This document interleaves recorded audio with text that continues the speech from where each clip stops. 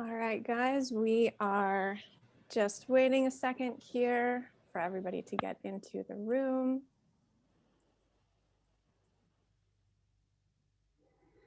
All right.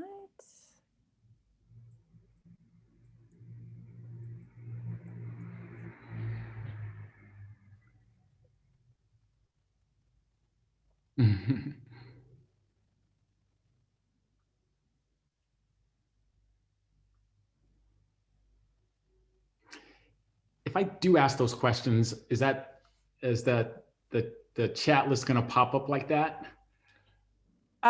Only we're able to see the chat, Chris. Okay. Yeah. All right. Yeah, we're only able to see the chat. Because I see it now, but I'll be in a different window. Yeah, you'll be in a different window. Yeah, you can minimize it. So. Got it. All right, guys, we're still just waiting for everybody to get on in. We got a lot of people coming here today. Take your seats. Make sure you have your popcorn and treats. Do some stretching, some leg bends. Yeah.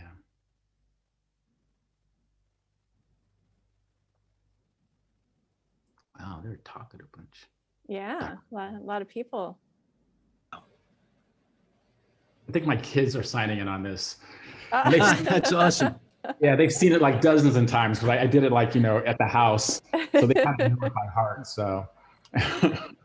So if you need to take a break, we'll promote your kids to do the to hop in for you. Yeah. Trying to see if I see any names. That you know. Yes, I know some friends from Warner Brothers were tuning in. My old. Oh, awesome. That's awesome. Yeah, guys, just bear with us because we got about half of the room coming in. We're just waiting for everybody else.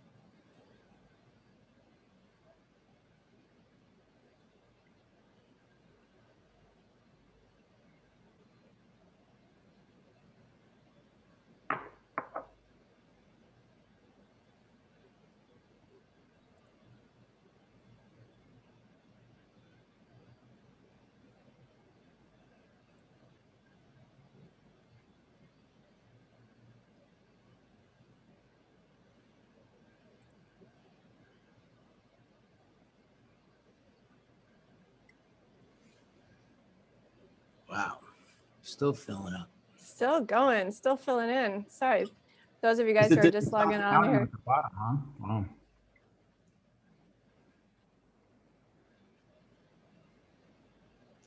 Wow. You all need an opening act. That's too funny. Yeah. If we would have known, man, we would have known. I guess we should have known with over 20,000, but right. We could have had a band play or something. A juggler. Chris, do you juggle? That's like the one thing I shouldn't say it's the one thing there's a lot of things I can't do, but I can never get that one. It's like all my agility they were in my feet. Like I was a great football player. I couldn't do this thing, The juggle thing. Yeah. Totally. Well, I guess if you're ever going to be a great football player, you don't want to be doing this thing. Yeah, exactly. Yeah. I knew how to get out of trouble. I was, believe it or not, I was a running back in high school. You definitely don't want to be doing that thing. And I didn't want to get hit, so they just couldn't catch me. So, oh, that's awesome. Yeah. I love it. I love it. Good old days. Al Bundy. All right. Well, I'll just give it like 30 more seconds, and I think we should probably. And everybody who isn't here will have to catch up. Yeah, we'll have some. We're going to talk some before it starts anyway. So. Yeah. All right. So, all right, guys. So as you're getting in here, we're going to start getting set, and RB, I'll turn it on over to you. Thank you, Amanda. Hello, everybody. Welcome to the Stage 32 Netflix TV pitching workshop with Christopher Mack, the wonderful and amazing Christopher Mack. This is a really exciting just an exciting event for the entire Stage 32 crew. Because if you're not familiar with Stage 32, and we've had over 20,000, it's going to be much higher than that by the time we're done, register for this thing. And I know a lot of you are new to the platform. This is what this platform is all about. This is the mission of the platform, what you're seeing in front of you today, which essentially is democratizing the entertainment business, leveling the playing field for all creatives and professionals worldwide. And we've been doing it for the last 10 years. We now have over 750,000 members, creatives in the platform. We work with over 4,000 executives that provide education and services for Stage 32. And it has been really a remarkable 10 years. And to have Chris be here today is, I just can't explain how rewarding it is for all of us, for the entire Stage 32 team, and the 10 years that we've put into doing this and being at that forefront of the democratization of the entertainment business. So I just wanted to tell you guys real quick, if you're not familiar with the platform, we do this in 3 ways. We call it the 3 divisions of Stage 32. The first division is the social media division. So unlike your broad-based social media platforms, you will not find pictures of dogs and salads. You will not find hate speech and cancel culture on Stage 32. What you will find is the most creative and friendly and welcoming and progressive community of film, television, and new media creatives anywhere in the world coming together to make projects all over the world. And we've literally had tens of thousands of success stories. It's not an exaggeration, of films being made, financed, produced, people launching projects, short films, feature films, documentary films, and it just continues to go on and on. So if you're a member of Stage 32 now, or you're new to the community, I can't recommend you guys getting in there enough and understanding that this is a relationship business more than any other industry. This is a relationship industry. People love working with their tribe, and it's up to you to find yours. And more people have found it on Stage 32 over the last 10 years than any place else, and we're proud of that. The second division of Stage 32 plays into what you're seeing today, which is our education. Amanda Toney, who's in front of you and who's going to be your host for today, has curated 1,500 hours of film, television, and new media education. 1,500 hours. It's the largest library of its kind anywhere in the world. And we bring in people like Chris to come teach, people that are doing it right now, people that are in the mix right now, so that you get truthful, which is very important for us, transparent, which is also very important to us, but also actionable information, which is very important to us as well. So highly recommend checking out our education library. It covers every single profession above and below the line. Anything you're doing in the industry, we have education for you. And then the third division of Stage 32 is our script and development services division. I can't say much more about these except that the industry comes to us for script and project development services. They use our services. We have, again, over 4,000 executives that work directly with you, that you could choose from to work with you on your projects, to get them off the ground, to get them where they need to be, and to get them made. And we have a ton of success stories regarding that as well, or from that division as well. So more on that as we move along, of course. And I just highly recommend that when we get done today, that you get onto Stage 32. Think of it like today, that you're at a conference and you're about to see the keynote speaker or the feature speaker of the weekend. And when it's done, there's going to be a gigantic networking after party, and it's going to be on stage32.com. So please join us there. So that's it. Again, I'm Rich Botto. I don't think I said my name. I'm Rich Botto, the CEO of Stage 32.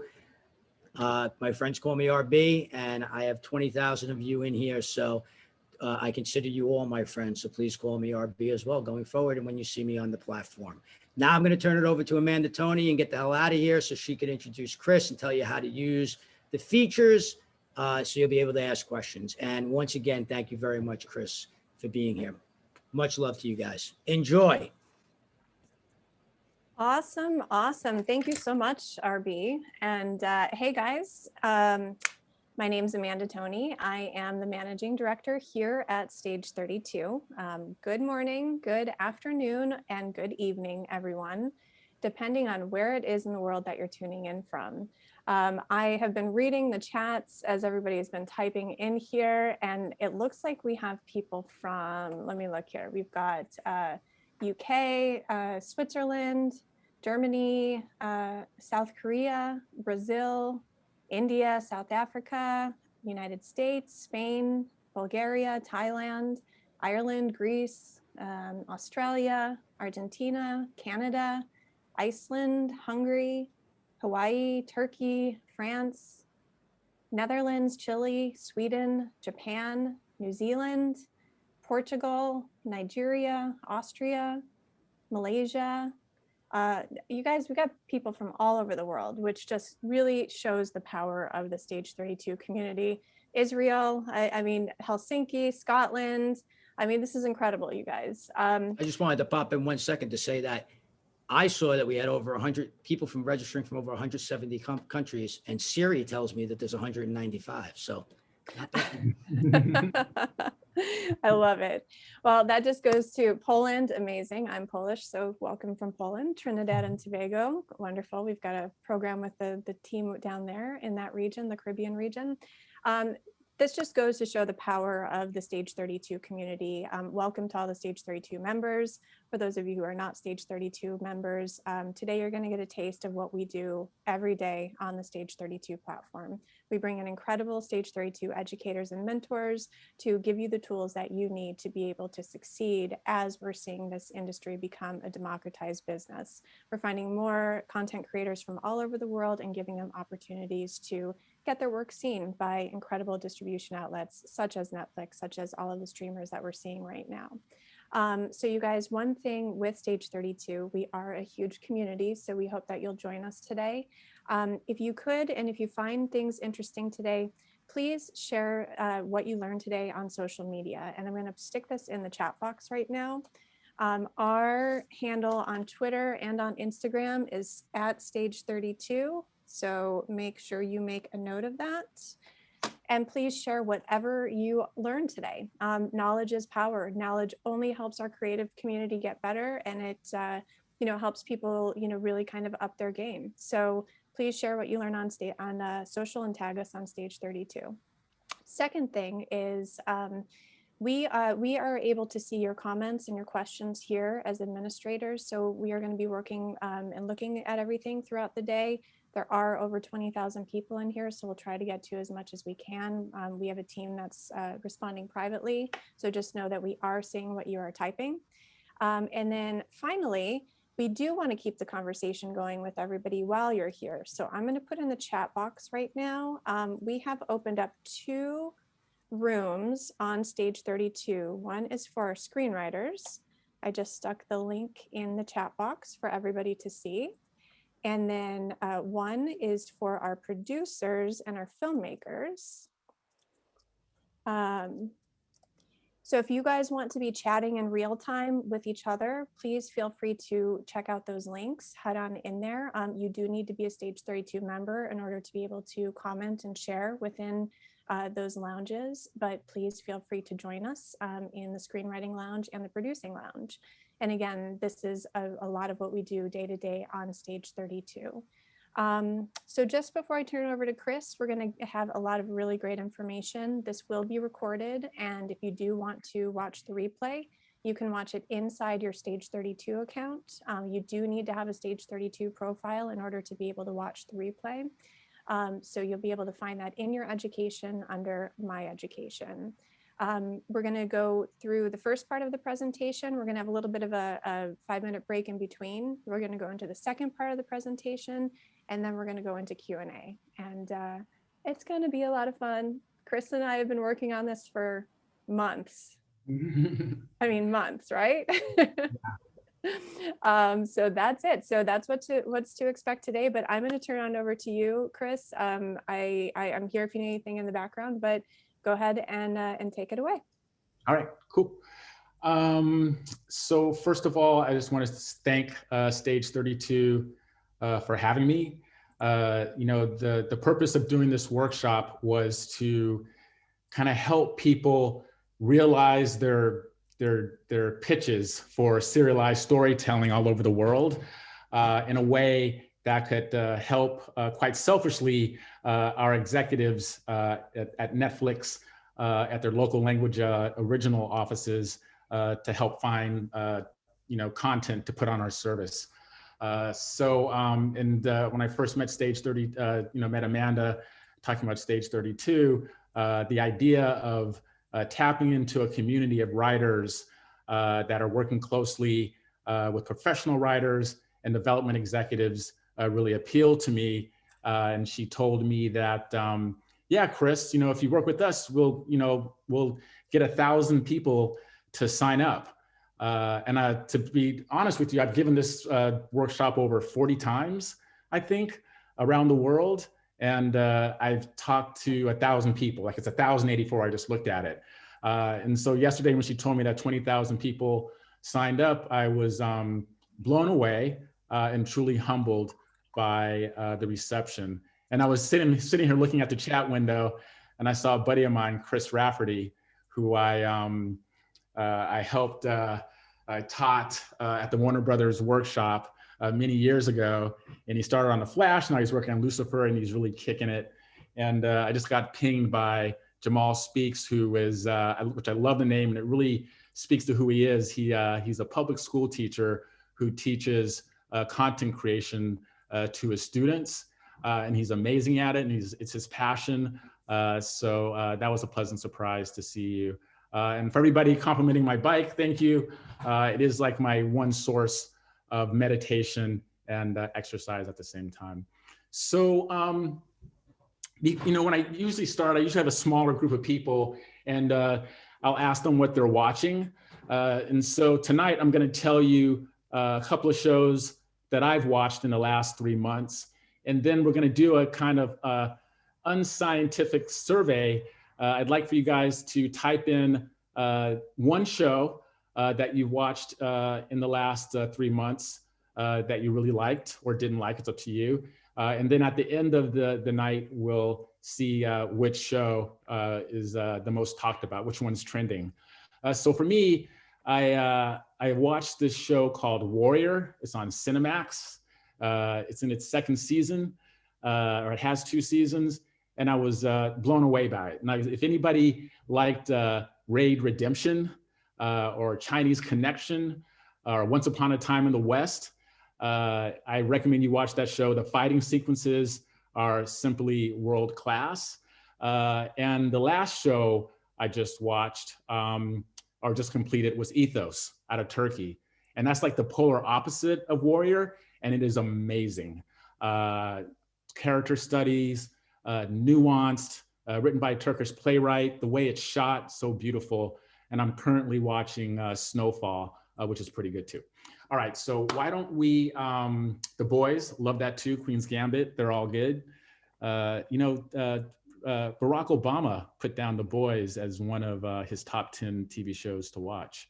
So let's share this screen and get into the workshop. Okay. And it's the wrong title. That's fine. So the pitch workshop. How do I do this? Seems to be stuck. Let's see. Okay. Perfect. So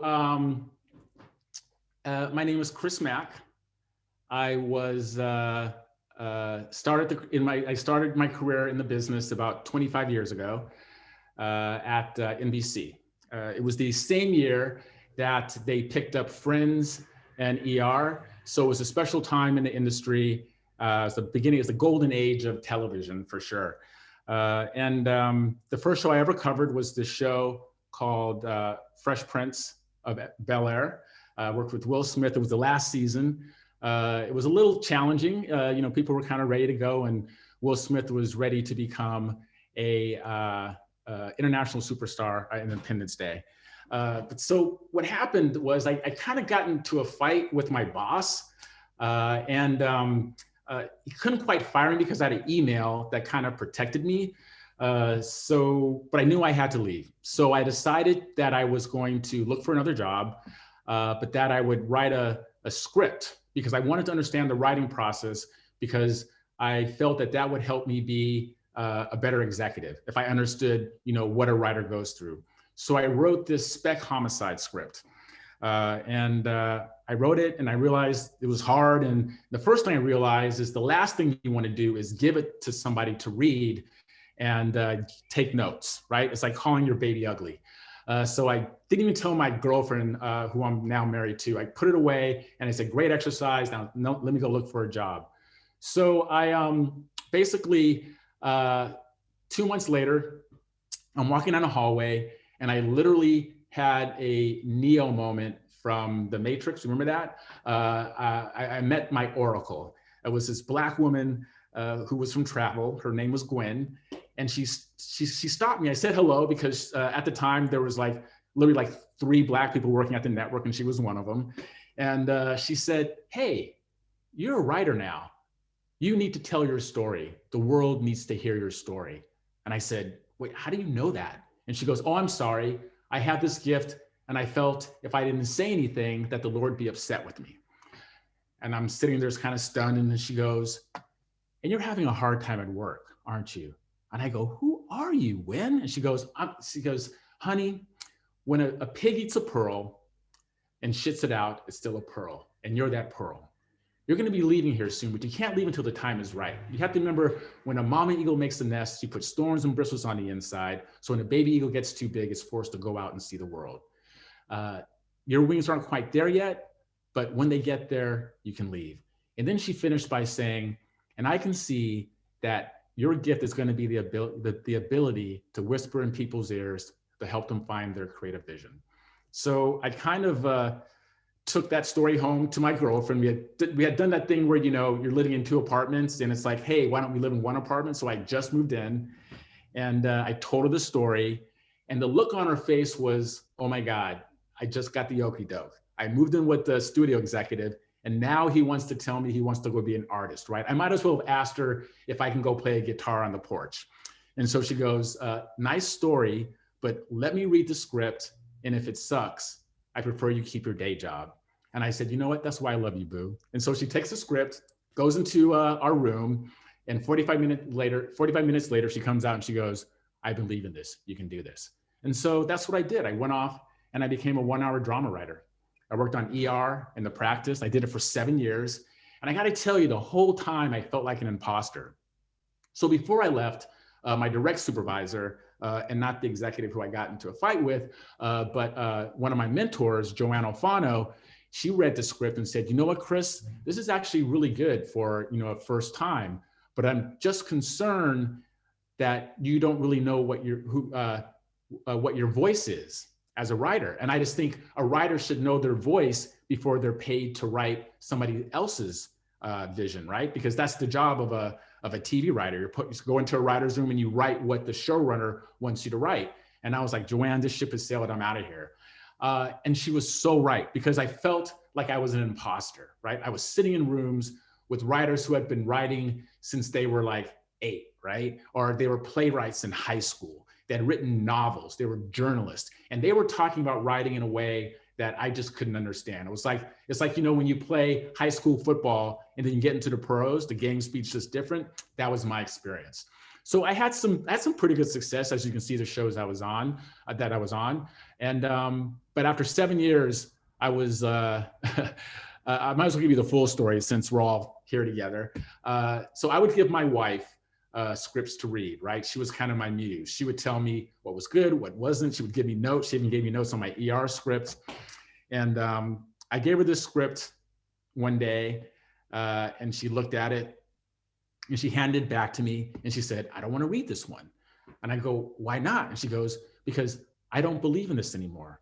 I don't know what you're trying to say as a writer. You haven't had a job in like 14 months. We have 2 kids in private school and I hate my job. And when I come home and see you looking at the wall trying to find your imagination, I'm just starting to resent you." And so at first I was angry, but then I realized that here was this woman who had probably been living with this for several months, and she was trying to figure out how to crush her husband's dream and keep the marriage intact. And so we agreed that I would go back to being an executive, and I ended up at Warner Brothers. And I was actually relieved. But what I really discovered was when I started talking to writers and showrunners about their shows, they would call me up afterwards and say, hey man, I really appreciated that conversation because you were helping me get to where I needed to go versus just giving me notes, right? And so then I realized that in my desire to understand what it meant to be a writer, it wasn't enough just to write one script, but you had to walk in the shoes of somebody whose net worth is dependent on their creativity and the anxiety that comes behind that, right? This idea is like, oh my God, what if I get find out? Or what if I don't have another idea? Like that stuff is kind of always hovering around us. And so I realized that the great writing experiment was done, and this is where I needed to be. And so because I was a writer, and I oversaw shows as well, I oversaw Smallville and 2.5 Men, my boss, Melinda Hagee, said, you know what, Chris, why don't you run the Warner Brothers television workshop, because they're giving it to me and I don't have time to deal with it. And so since you were a writer and executive, you take it. And that's what I did. And the kind of strategy behind the workshop was to make the graduate the best staff writer that they could be. So when they get on a staff and they crush it, all the upper level writers, when they go to different shows, they're going to bring those writers along, give them other opportunities. And about halfway through that, I was also able to start a director's workshop with the DGA, and we had great success there. So over 10 years, I had the privilege of starting the careers of almost 100 writers and the careers of over 50 directors over that 5-year period. And because of that success, the studio came to me and said, hey, Chris, we want you to create a digital studio that will find emerging talent and create premium short form content. So this was about 3 years before Quibi, right? And about 3 years in, I could have told Quibi that maybe this wasn't a great business model, but it was probably too late for them. They didn't want to hear anything from me. So, but we did have some limited success. We sold 2 shows to Netflix. One was called It's Bruno, about this guy and his dog in Brooklyn, and it's Slick. It's Slick, who's a kind of a big time director now, who had a personal story about his pug. And if you love dogs, it's super funny. Check it out. And we also produced this other show called Special about Ryan O'Connell, who is gay and has cerebral palsy. And the tagline there, he was out as being gay, but not out as being disabled. And it really resonated with the LGBTQ community and the disability community. And as a result, Netflix picked it up for a longer form 2nd season, which I believe they're filming now. But then the merger happened, and I just kind of saw writing on the wall. I didn't want to be involved with AT&T. I didn't really like their service on my phone. So I reached out to some friends at Netflix, and I got this job at Netflix in Amsterdam, where I am right now. Somebody asked me if I'm in Amsterdam. I am in Amsterdam as we speak. And we'll talk about that in a minute. And just some personal things about me. As you can see, I love to road bike, but I also love to take pictures. I've taken this camera to almost 26 countries. And my dream of dreams is I want to retire in 10 years and become an international set photographer. So keep that in mind, hint, hint. And this is my family. On the right is Noah Mack, who is an amazing writer. And wants to be a writer, and in fact just got into college, an early decision. And on the left is my son Nico, who is in college now, who has this amazing knack to like understand the story. Like he can tell you what's going to happen in the 3rd act, and he can tell you what's wrong with characters. So some of this stuff has kind of obviously run off me and into my kids, and whether it's hereditary, I don't know. And in the middle is my partner and love of my life for 22 years, Andrea. So there is, as RB mentioned before, there's 190 something countries. We are in over 190 countries. And we sub and dub all of our titles into 32 languages. And so when we release your content, if you're ever lucky enough to sell something to us, it just goes on blast everywhere. And it's always on, right? And we just passed the 200 million subscriber mark. And that really translates to over 450 million views because of the shared accounts. And each year, there's over 200 billion views per year, right? on our service. And in fact, when we had the whole shutdown in March in 2019, we had governments calling us saying, "Hey, can you turn down the resolution on your on your content because it's stopping up our broadband?" So that's a real kind of fascinating spec, and it was out in the press. So let's see. So Chris Mack, my title is Director of Creative Talent Investment and Development. And it's funny, when I told my family that, my one son Noah was kind of laughing out, and I said, "What are you laughing at?" And he goes, "I'm trying to say it 3 times fast and it's impossible." And my son Nico said, like, "What does that even mean?" And I was like, "I don't know, but I'm going to find out when I get there." So I have discovered what it means. And it basically means that I invest in local programs, right, to help train and teach the skills of content creation around the world. So think of our business model, it's pretty simple. It's make content that people like, and they talk about it. And the members tell their friends, and we get more new members, and we make more content, and it becomes a circle, okay? But in order to make that content, we have discovered that we actually may not have enough writers or enough crew to help produce all the content that we make. And in addition to the content that we make, to Disney and Amazon, right? And HBO Max, which is kind of coming out there. And then you have to take into account the local broadcasters. So how are we gonna, make that happen so we don't, so it doesn't prevent us from meeting our content growth strategy. Okay, so development is developing workshops that teach the art of serialized storytelling to writers and producers, because we would like the producers to be on the front line in finding those writers and developing the content. So by the time it comes to us, it's like a real series and not just a germ of an idea. And so a lot of times what we're getting are just really germs of ideas and some good characters. And if it gets close enough, we will buy it and then have to develop it, but it just adds to the development process, and it just makes it a heavier lift for us. So I just want to have some thoughts before we start. So I know let me get a drink of water. I know in the invitation, they said you're going to learn exactly how to create a pitch for Netflix. Well, that's not necessarily true, because if I knew how to exactly create a pitch for Netflix, that means I'd know exactly how to create a pitch for a lot of other broadcasters, and I wouldn't be here and I would be doing this. But we will share with you are some of the best practices of how to create a pitch.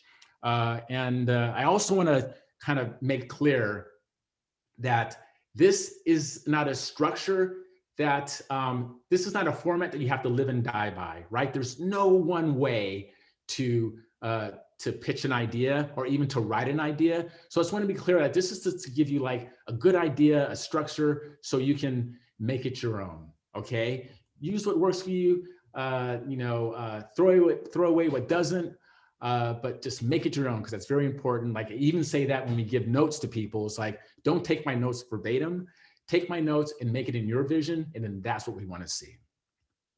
So will you be able to save the world like our heroes in the Umbrella Academy after you take this workshop? The answer is no, but you will get some ideas on what to pitch. I'll give you some insight into what we like to call the Netflix essentials, and then you'll learn how to create a pitch document. So when you're brainstorming for ideas, let's put this over here. When you're brainstorming for ideas, oh, it's so weird when I try to, that little table tab was stuck there. Okay, so when you're brainstorming for ideas, think about some of what the hot button topics are in your country. So I'm speaking to a global audience now, right? That haven't been explored in film or television, right? What do people want more of that the linear channels aren't giving them? Teen sex, family scandals. We like to call this the edgy stuff. What are the proven genres that you can kind of turn on their head? There was a show called Kingdom out of South Korea, which took the zombie genre and put it into feudal Korea. And it not only was it successful in Korea, but it was wildly successful in Europe and America as well. And is there a broad enough audience for your series? So if it's niche, if it's like indie, it's probably not the right show for us. And I say that kind of hesitantly because if you look at Ethos, like that show is pretty independent. So you always have an outlier every once in a while. But we definitely like to go for the big swings, the big kind of ideas, because those are the shows that really get people watching on our service and talking about it and getting their friends to watch it and become members. And so if you know any on-screen talent that the audience would love to see, definitely make a deal with them, bring them to the table, because we do believe that actors will bring eyeballs to the screen. And again, IP, any life rights are great. If we look at Lupin out of France, amazing. It's one of our best shows ever. And we understand that it's being driven by the IP. But what's really fascinating about Lupin, I think, is that it's a Black man who's playing the character of a traditionally white character, and he's being embraced by everybody around the world. And that's telling you something about the changing demographics and the appetite to see more diverse content.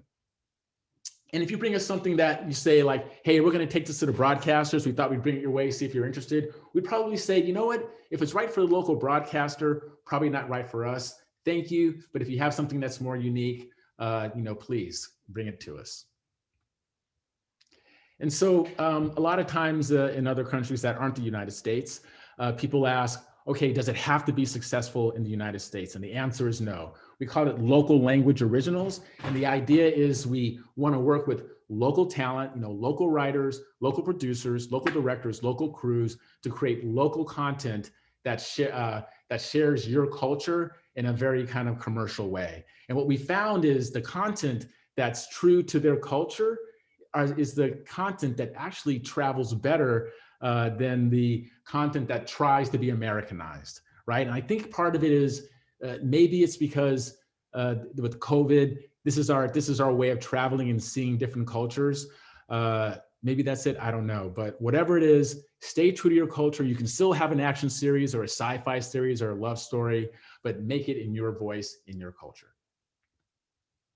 So tonight, I'm going to talk a lot about Breaking Bad and the way it's one of the iconic character-driven series. I hope you've had a chance to watch it, and if not, I might have some spoilers, but I will tell a story, and you will be able to follow along. And our goal today is not to teach you how to write. It's basically to remind you of the right questions you should be asking when you're thinking about your series.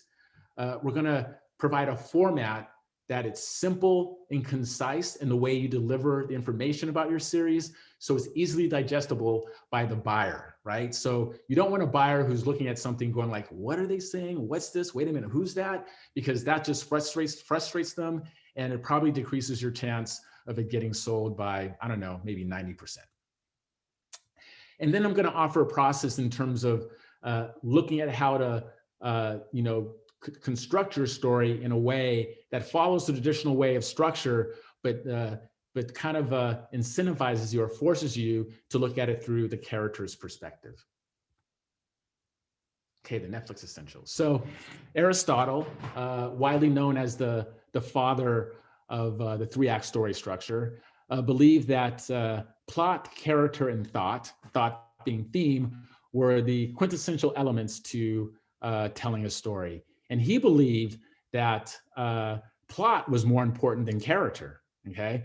But what we found on Netflix is that character is actually just a little bit more important than plot, because character-driven series are the ones that tend to be more bingeable. So we always wonder what would happen if Aristotle had Netflix. Would he change his mind and switch it up and say that character is actually more important than plot? So let's dig in a little bit deeper about what a character-driven series is. So viewers develop relationships with characters, not plot, right? So my wife, Andrea, she's a talker. Like, she talks at the screen, and my sons and I, we kind of look at each other and we kind of laugh, but she is fully engaged if she loves or even hates that character. And besides, there's only really kind of 7 stories or plots that are out there, but there's thousands of different characters that we can weave into those plots to tell different and new stories. Stop it. Okay, there we go. The engagement depends on whether they relate to the character and understand their motivations, right? So think of your series or your pilot or your episode or even your film as this illusion, okay?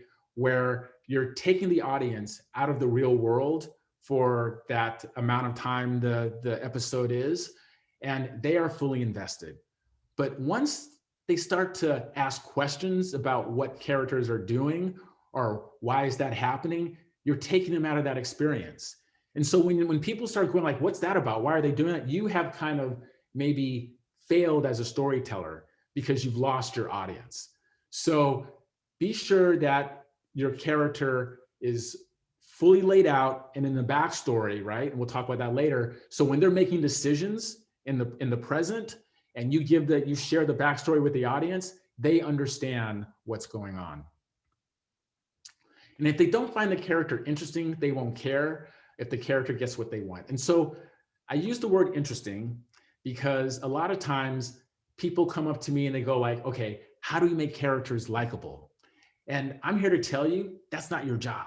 Your job is to make your characters interesting and to get us invested in what they're doing. And then we will like them because we'll be on board, we'll be invested in if they're gonna, reach their goal or not. Because truly likable characters at the end of the day are kind of boring. And so tease them at the start. This is the idea. This is your first introduction into, for the audience into your show, right? That first scene. So I was talking to one of our, to Kate, one of our consumer insights people, she does all the research for us. And she was telling me that the audience subconsciously decides whether they're gonna watch your show in the first 5 seconds. And I go, how does that even work, Kate? I don't even believe that. She goes, okay, Chris, think about it this way. Let's say you meet somebody on Tinder, you go on a blind date. I go, I've been married for 22 years, I miss it. She goes, okay, just go with me, Chris. So you meet somebody on a social platform or somebody hooks you up with a blind date, you walk into the bar, you see them. In that first 5 seconds, your mind tells you whether you like them or not, right? But we're gonna be respectful, we're not rude, we're not gonna ghost them. We go and sit down, we have a conversation, and who knows, maybe we'll find some bonding together. Maybe she likes riding a bike, right? We have something in common. So this is your opportunity to get that first yes with the teaser. They may tune in and their mind might say this might not be a show for them, but there might be something in that teaser that makes them want to stick around and see what else is going on. So that's an opportunity to grab them. A good teaser will give the audience a taste of who the character is, the central conflict, and the world, okay?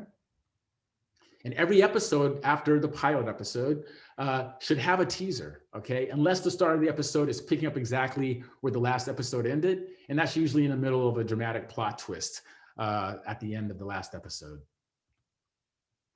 Strong narrative drive, not to be confused with the pace of a show.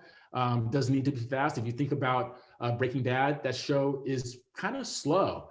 And it was done by design because budgetary constraints. A lot of that show is 2 people sitting in the room, right? I remember Alfred Hitchcock once saying, watching 2 people sitting at a table eating dinner is boring, but if you pan down and you show a ticking bomb, now you've got something.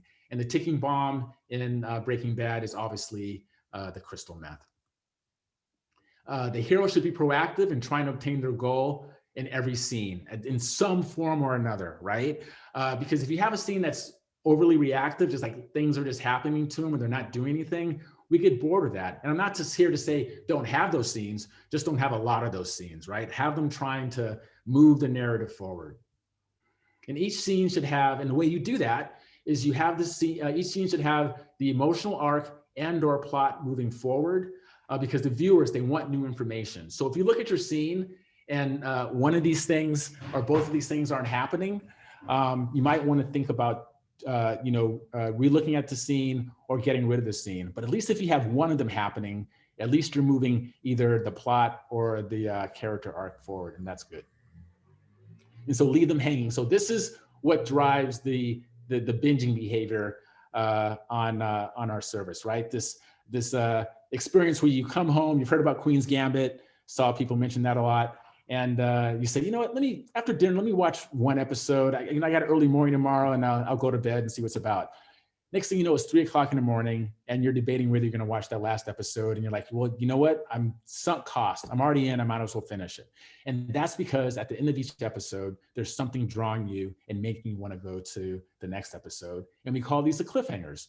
And so there's 2 kinds of cliffhangers. There's the plot cliffhangers, which are usually dramatic events or plot twists. And then you have those emotional cliffhangers, which are revelations to the heroes that have an impact on their emotional arc, right? And small or big, it's always impactful. And then you have those cliffhangers where we get the information and the hero doesn't, like the hero is off somewhere to go do something, but, flashback at home, the bad guy is sneaking into his house to, kidnap his daughter. I was like, oh, I definitely have to go into the next season to the next episode to see how that's going to play out, right? It really drives that, binging behavior. And then the ending just needs to be compelling enough to drive the viewer interest. And basically I say, if the audience is asking themselves, okay, what's going to happen next? Or what's going to happen when they find out? That's enough to draw them into the next episode. Okay, so there's 7 parts to creating a pitch document. The first part is a thought exercise before you get into the nitty gritty of actually writing the document, called the story questions. And I like to say that if you subscribe to this, if you believe this is a good way of doing a pitch document or a pitch, because in some places of the world, Hollywood, the pitches are usually verbal, right? And so this can be a good document to have to develop that verbal pitch as well, right? But what I like to say is each section is a tasty portion of information that's gonna entice me to want to see more of your pitch, okay? Versus what we usually get a lot of times is we get an information dump on those first couple of pages, right? They try to get in the story, the characters, the world, the tone, just everything in those first few paragraphs. And I got to tell you, you're not selling us, you're confusing us. We're just like lost, okay? But if you break it out in sections that are clearly detailed and concise about what you want to say, we truly appreciate that. And so some frequently asked questions. What's the difference between a pitch document and a Bible? For us, Bibles have episode summaries at the end and pitch documents don't.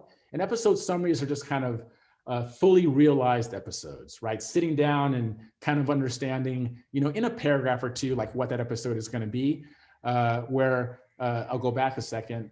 We have what's called potential episodes, okay? Just a kind of a notion of what an episode can be, and we won't hold you to it, but if you just give us a notion of what they'll be, we understand that, oh, this person has a pretty good idea of how the season's going to kind of play out. So how long is a pitch document? Depending on the number of characters, they should range anywhere from 5 to 10 pages. And again, this is of text. And so some people use a lot of pictures, which I highly recommend to kind of sell the tone. We'll talk about that later. And so it might balloon up to 20 pages, but as long as the text is 10 pages or under, that should be enough information for us to decide. And a verbal pitch should take about 20 minutes, okay? So if you find yourself in a pitch and you're pitching me every scene of the pilot and then every episode of the season, I'm like upset. I'm rolling my eyes. I'm like, oh my God, I can't believe that we're doing this exercise. We don't need all that information. We need the broad strokes. We need the general idea of what your series is going to be. And then a kind of a notion of what the pilot's going to be and of the characters. And then if we love your writing, because we're going to look at your writing first to see if you actually have a voice, you're in. We're good to go. We're going to give you some money to see if we can make this into a show for the platform. How long is a Bible? About 15 to 30 pages. Which document does Netflix prefer? We'll take either, but because episodes summaries take so much effort, just give us the pilot ideas, right? Or the episode ideas. We don't need all that information because we'll pay you to put you in a room and come up with the episode summaries. Okay, so before we get into the meat of the document, I just want to start with the blank page. Okay, so raise your hand if you had an idea for a movie or a pilot, and instead of outlining it, you went right to interior or fade in interior, right, or exterior. I've done it. I think we've all been guilty of it because we have this notion to like just write it and figure it out as we, write in all the stage direction and the dialogue. And usually, I would say more times than not, it becomes a very frustrating experience because you'll be thinking about another idea and then you have to go back and do this heavy lift of rejiggering everything that came before this new idea, right? Or you finish it and people go like, wow, this is kind of thin. What did you mean by that? And you realize if I just taken the time to think about what the story is and who the characters were, I probably would have had a better result. And so let's start with Robert McKee's quote here. Of the total creative effort represented in a finished work, 75% or more of a writer's labor goes into designing story. Who are the characters? What do they want? Why do they want it? How do they go about getting it? What stops them? What are the consequences? Finding the answers to these grand questions and shaping them into story is our overwhelming creative task. So for dramatic effect, who are these characters? What do they want? Why do they want it? How do they go about getting it? What stops them? What are the consequences? These are what I like to call the story questions. And these are the questions, right, that provide the answers that tell us whether this is the right show for our service. And even more importantly, these are the answers for the audience when they look up what the log line is about your show, whether this is going to be a show for them or not, right? And so I would say, don't try and write something for everybody because that's a moving target. Just write what you want and provide the most provocative, creative answers, and you might get a great result. But you just have to stay true to the story that you want to tell because you can't anticipate what the audience wants. And so I want to take a moment and look at these last two questions. What stops them? What are the consequences? And just slightly make a slight adjustment to what are the central conflicts and what are the stakes? Because it's been my experience, this is how creative executives talk about these last two questions. So let's use Breaking Bad as a case study. Who was Walter White? A down on his luck high school chemistry teacher who is diagnosed with cancer. What does he want? Externally, he wants money. Internally, he wants to be awake, right? He'd been dormant for so long and forgot about how to live. And so this is important, right? Because you want your character to be layered. You want them to have the external goal, which is basically said in the first act, you must do this. But this internal goal is this thing or this need that we discover along with the character. They don't even know that they need it, right? And sometimes they don't even get that external goal, but they satisfy that internal need. And the characters and we are satisfied by that. And I think of Three Kings with George Clooney, right? Great movie where they're going there to steal the gold or the cash, right? But along the way, they find these refugees that complicate everything. And at the end of the day, they don't end up getting their money, but they do save the refugees. So their souls were saved, right? And we feel good about it because they learned a lesson and they're resigned about it because they did a good thing, right? So remember, this is so key to making sure you understand what those two trajectories are. Why does he want it? Externally, to provide for his family. Internally, to make it for his past. He had made so many mistakes in his past that brought him to this place of dormancy that he didn't want to do that again. And so he kind of went overboard on it, if you've seen it. How does he go about getting it? Cooking and selling the purest meth in New Mexico, his superpower. What are the central conflicts? Family, drug dealers, the law. What are the stakes? Loss of family, loss of life, loss of freedom. Central conflicts generate the story. So if you think about this series, every story comes from one of these areas of conflict, okay? And if I'm a writer on this show, I'm feeling pretty good because I know that I could either explore all three stories in one episode or one of the stories or two of the stories, and I got something because high stakes, right?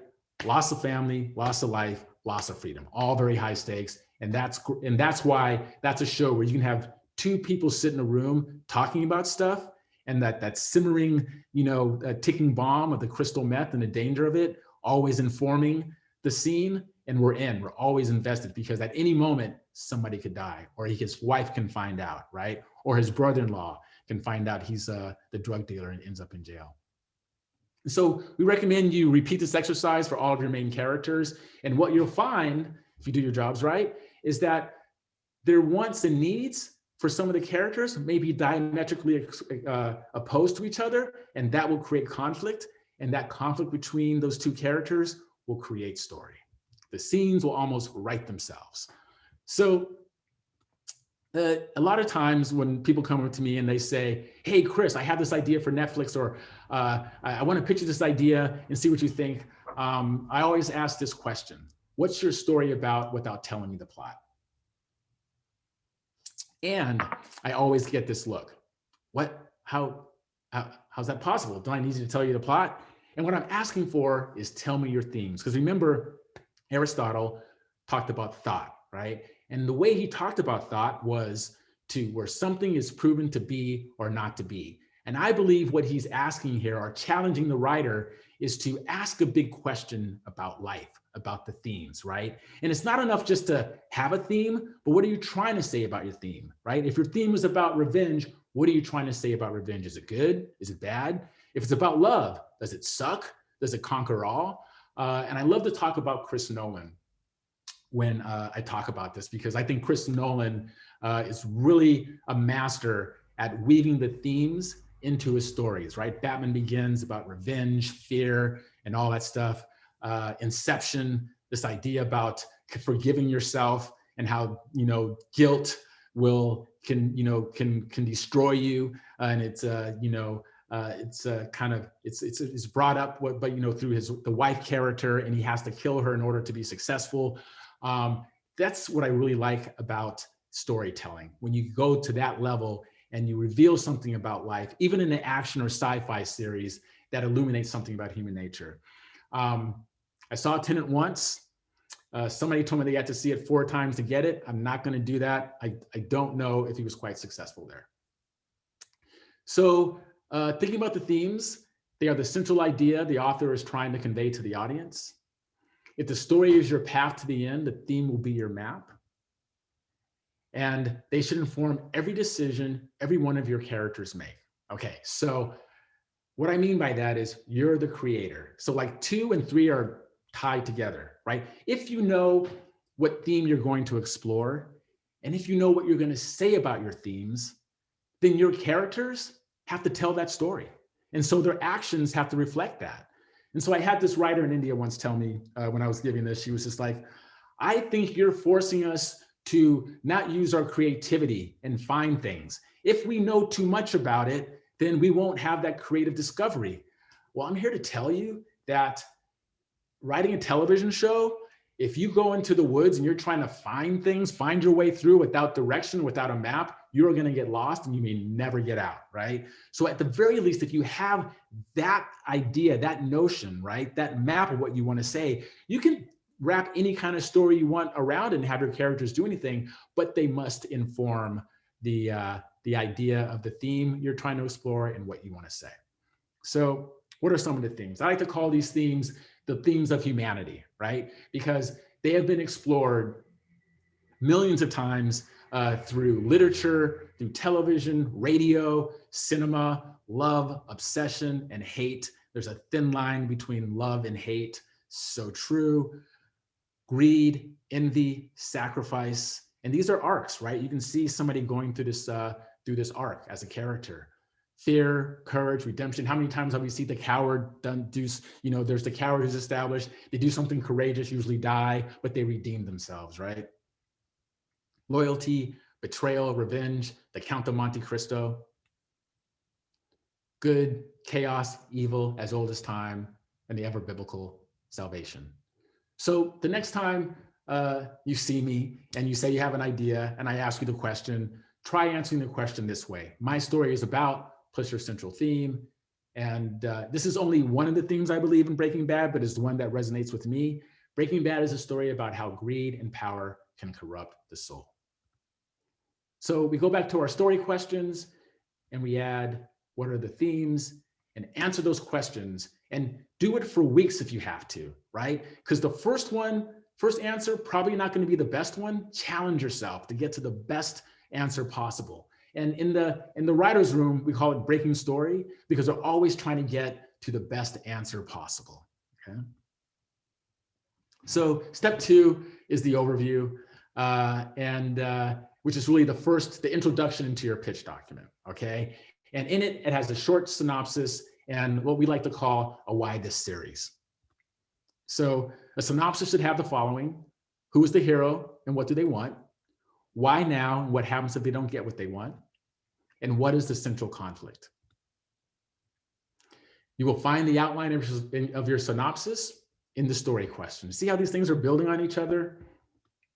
So this is my version of the overview for educational purposes. The version that Vince Gilligan did is actually very different, but we're trying to prove a point here. Okay, so Breaking Bad is a family drama about a down on his luck high school chemistry teacher who turns to cooking meth in order to provide for his family after he is diagnosed with terminal cancer. Armed with his intellect and the best meth on the market, he will outsmart rival drug kingpins in the DEA to become the biggest, baddest drug dealer in New Mexico.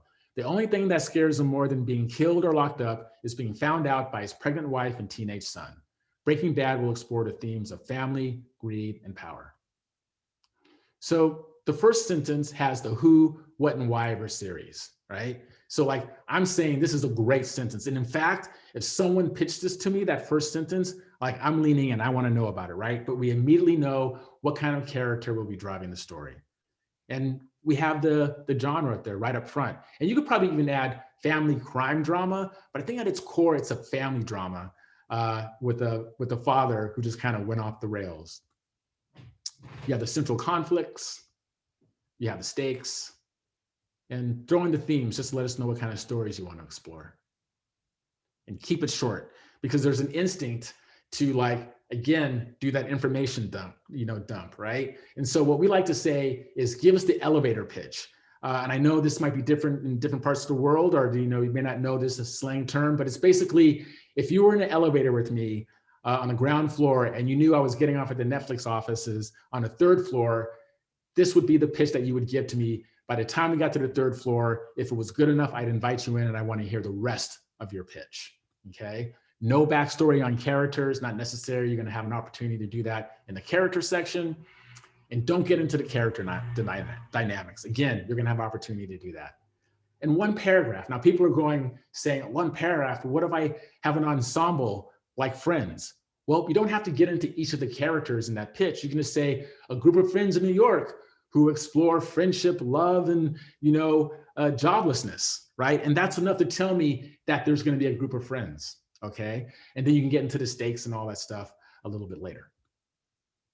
So the why this series, this is going to look familiar to the brainstorming section, but like what makes the story fresh, any relevant hotbed issues that aren't being explored, even articles in the paper might be able to illuminate this. Is it personal? So like you're the only one who can tell this story and it's provocative. Unorthodox, a great example.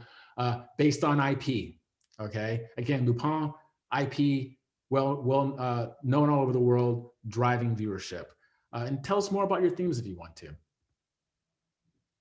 Okay, step 3, tell us about your world. Where is your world? When is your world? What is the profession? Where is your world? Choose a place that helps tell the story, all right?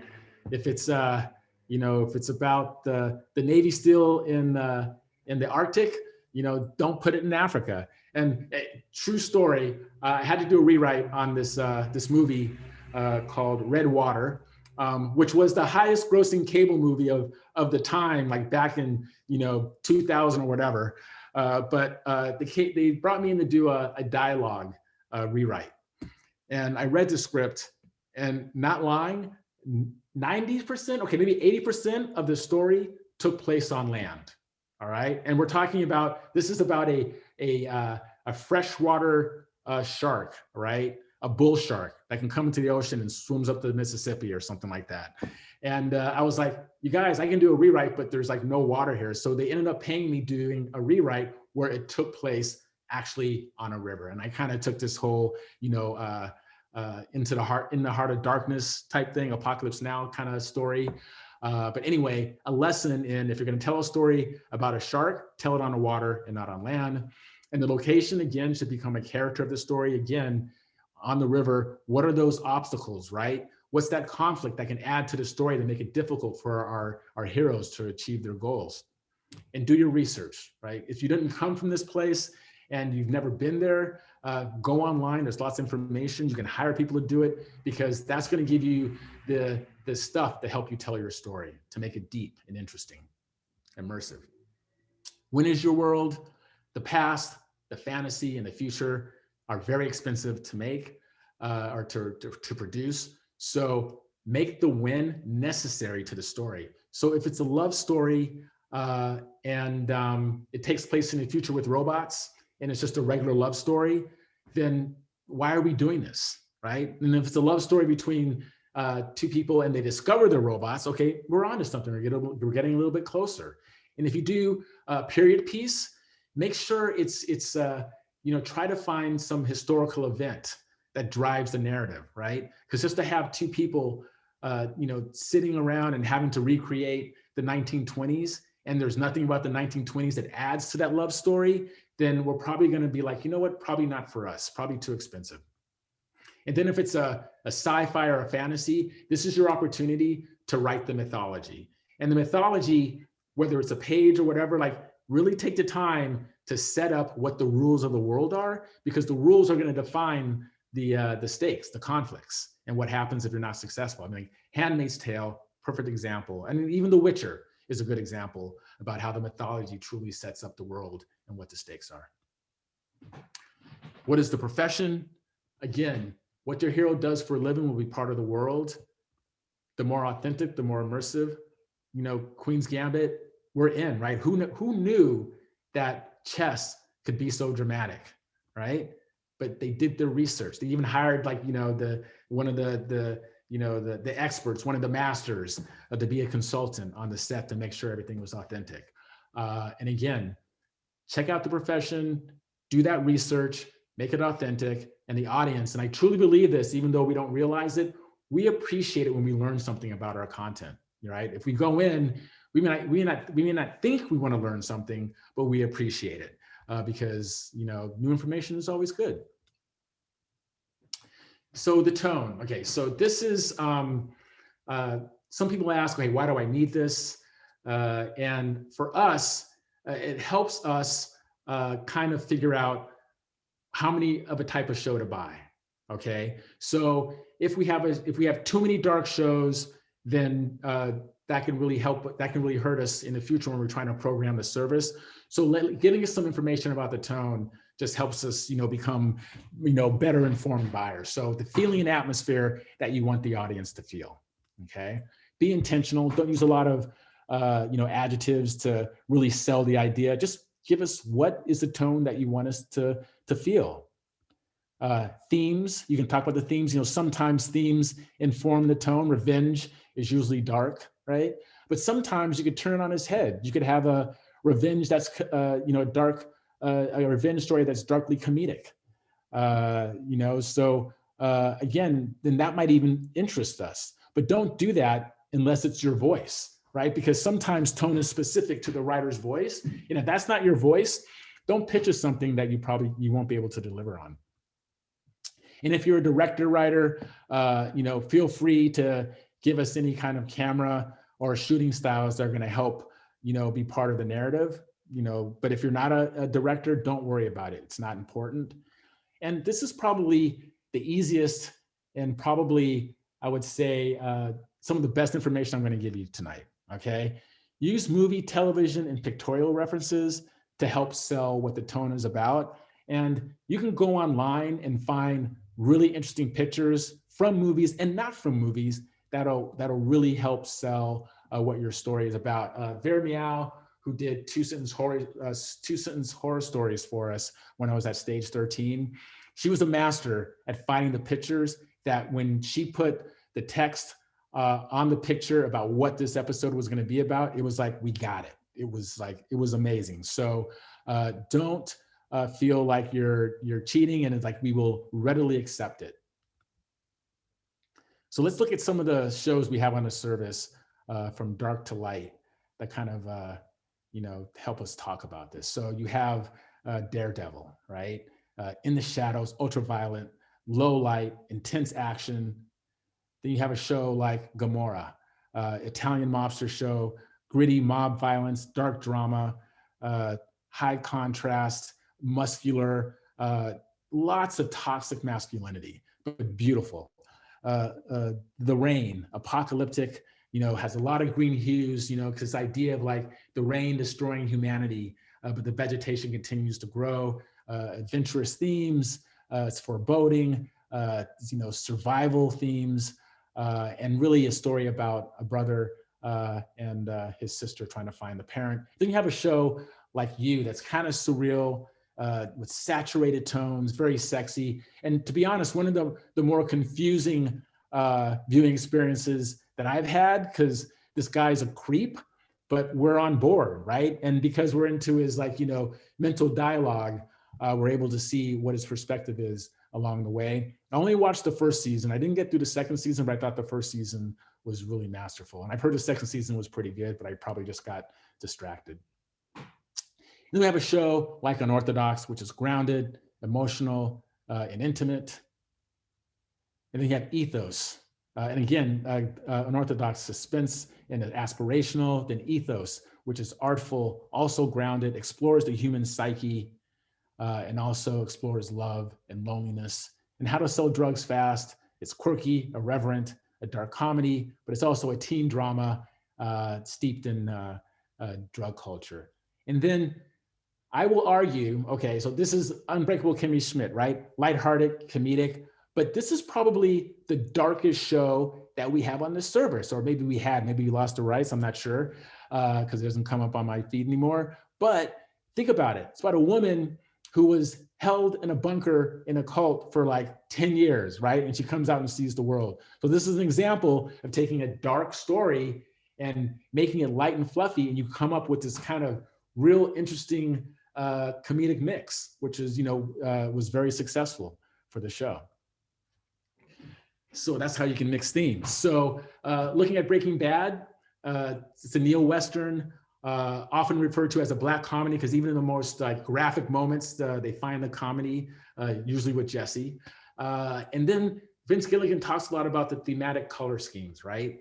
You obviously he talks about blue is for purity. We always see that in the crystal meth, but he also talks about it when he talks about Skylar, right? He says in those earlier seasons, before she becomes complicit, she wears a lot of blue in her wardrobe. And so these are the things that the audience may not pick up, but as a creator, right? The devil's in the details. When you get down that deep, and then you're having, these conversations after you become successful and there's all these rabbits, like that's the stuff that's fun. So go deep like that. And it'll really help inform the show in unexpected ways. Okay, step 5. Tell us about your characters. Phoebe Waller-Bridge, one of my favorite writers of all time. This is about the backstory, the traits, the arcs. We recommend you do a description for all of your main characters. Okay, so Phoebe Waller-Bridge. I don't think the challenge is asking an audience to like a character. It's inviting them to try and understand them, then making that journey entertaining and worth their while. It's a classic trick, but it's human, and it allows characters to have more depth, right? So this is what I'm talking about, making characters interesting versus likable, right? Because if you look at this character, and we'll get into this a little bit later, she's not a very likable character. She's actually a horrible character, but we love her anyway. So this is something that we did internally, give you a little sneak peek at it, but we interviewed a bunch of our members and we asked them what makes a character root worthy, right? What makes you want to root for a character? And I know it's busy, but focus on the highlighted areas from on the top, from left to right and going down, okay? So audiences want to know where their characters come from, right? They want that backstory, right? And do they have a compelling catalyst? This idea about, okay, this character has had a whole life before we met them. Why are we meeting them now? Okay. And then we want to know what their moral compass is, because when they start making decisions, right, we want to know what kind of decision that they're going to make. And when they make a decision that's contrary to their moral compass, there has to be a narrative reason why. It has to be a literary reason why they're doing it, okay? And then you have some characters like Captain America, whose moral compass is always steady, right? But they still change in terms of who they're trying to save or who they're trying to change, okay? They go through some kind of dramatic shift in their character. Their situation gets worse, but his moral compass stays the same, even though it was challenged at every beat. And then a transformation. We're going to talk about this a lot. The change of the character, it's key. If your character doesn't change and grow from that change, then you don't have a story. It becomes a very flat experience for the audience. So I want to do a character study looking at Etsy and Unorthodox. And if you haven't seen this, I apologize. There's going to be some spoilers, but she is one of my favorite pandemic viewings of the last year. And this is a show that I wouldn't generally watch, and neither was Ethos, right? I'm like I said, I'm a Chris Nolan guy, I'm a genre guy, I'm a warrior guy, right? Like Raid Redemption, give me that action. But I just fell in love with this character, and I have to be honest, I never cared for a character's well-being more than I had for this character because of who she was and where she came from.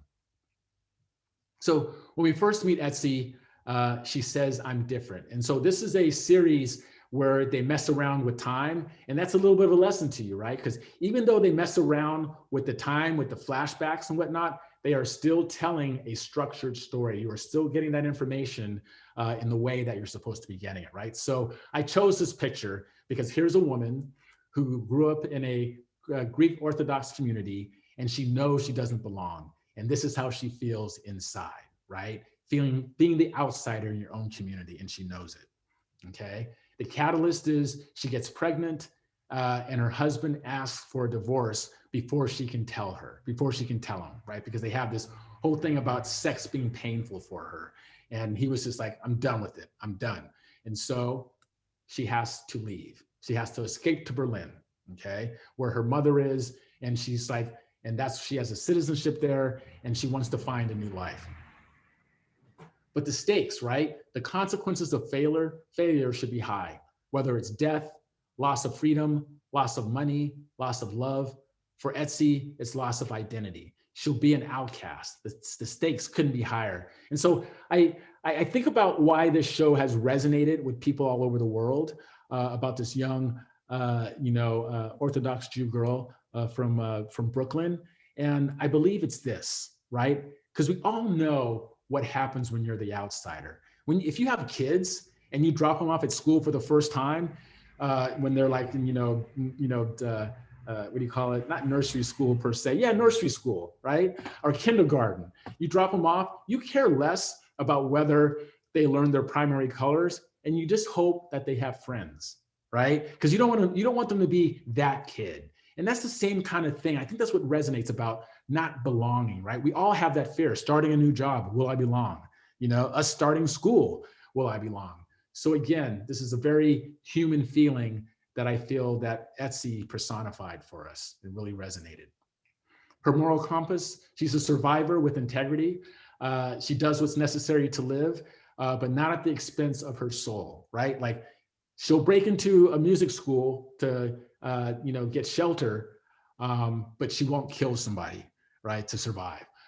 And what's really interesting is her relationship with her religion, and to see how that arc is developed as the story goes along. So when we first meet Etsy, she's escaping. It's almost like an action movie. It's really fast paced and you're immediately into the story, right? She has her purse. She put all of her belongings in her purse. She has her phone. She's ready to go. But in the Jewish community, the Orthodox community, they have this thing called the eruv, right? Which is a wire. And when connected, you're able to take your private belongings out into the world. But when it's broken, you're not able to do that. So still having a very close relationship with the religion, she goes back inside. She takes out her wallet and some money and her ID, but she leaves her clothes and her phone, right? She could have taken her phone, but she was still close to religion that she decided that she needed to leave that or else that would just be too much. And what that does is, what's so expert about this, it automatically raises the stakes of our character, right? She's leaving the house and she's going to Brooklyn. She's never been outside of the 20s, like the 3 square blocks of her community. And she's going to on an international trip without her phone or a change of clothes, okay? So the conflict, right? Change is driven by conflict.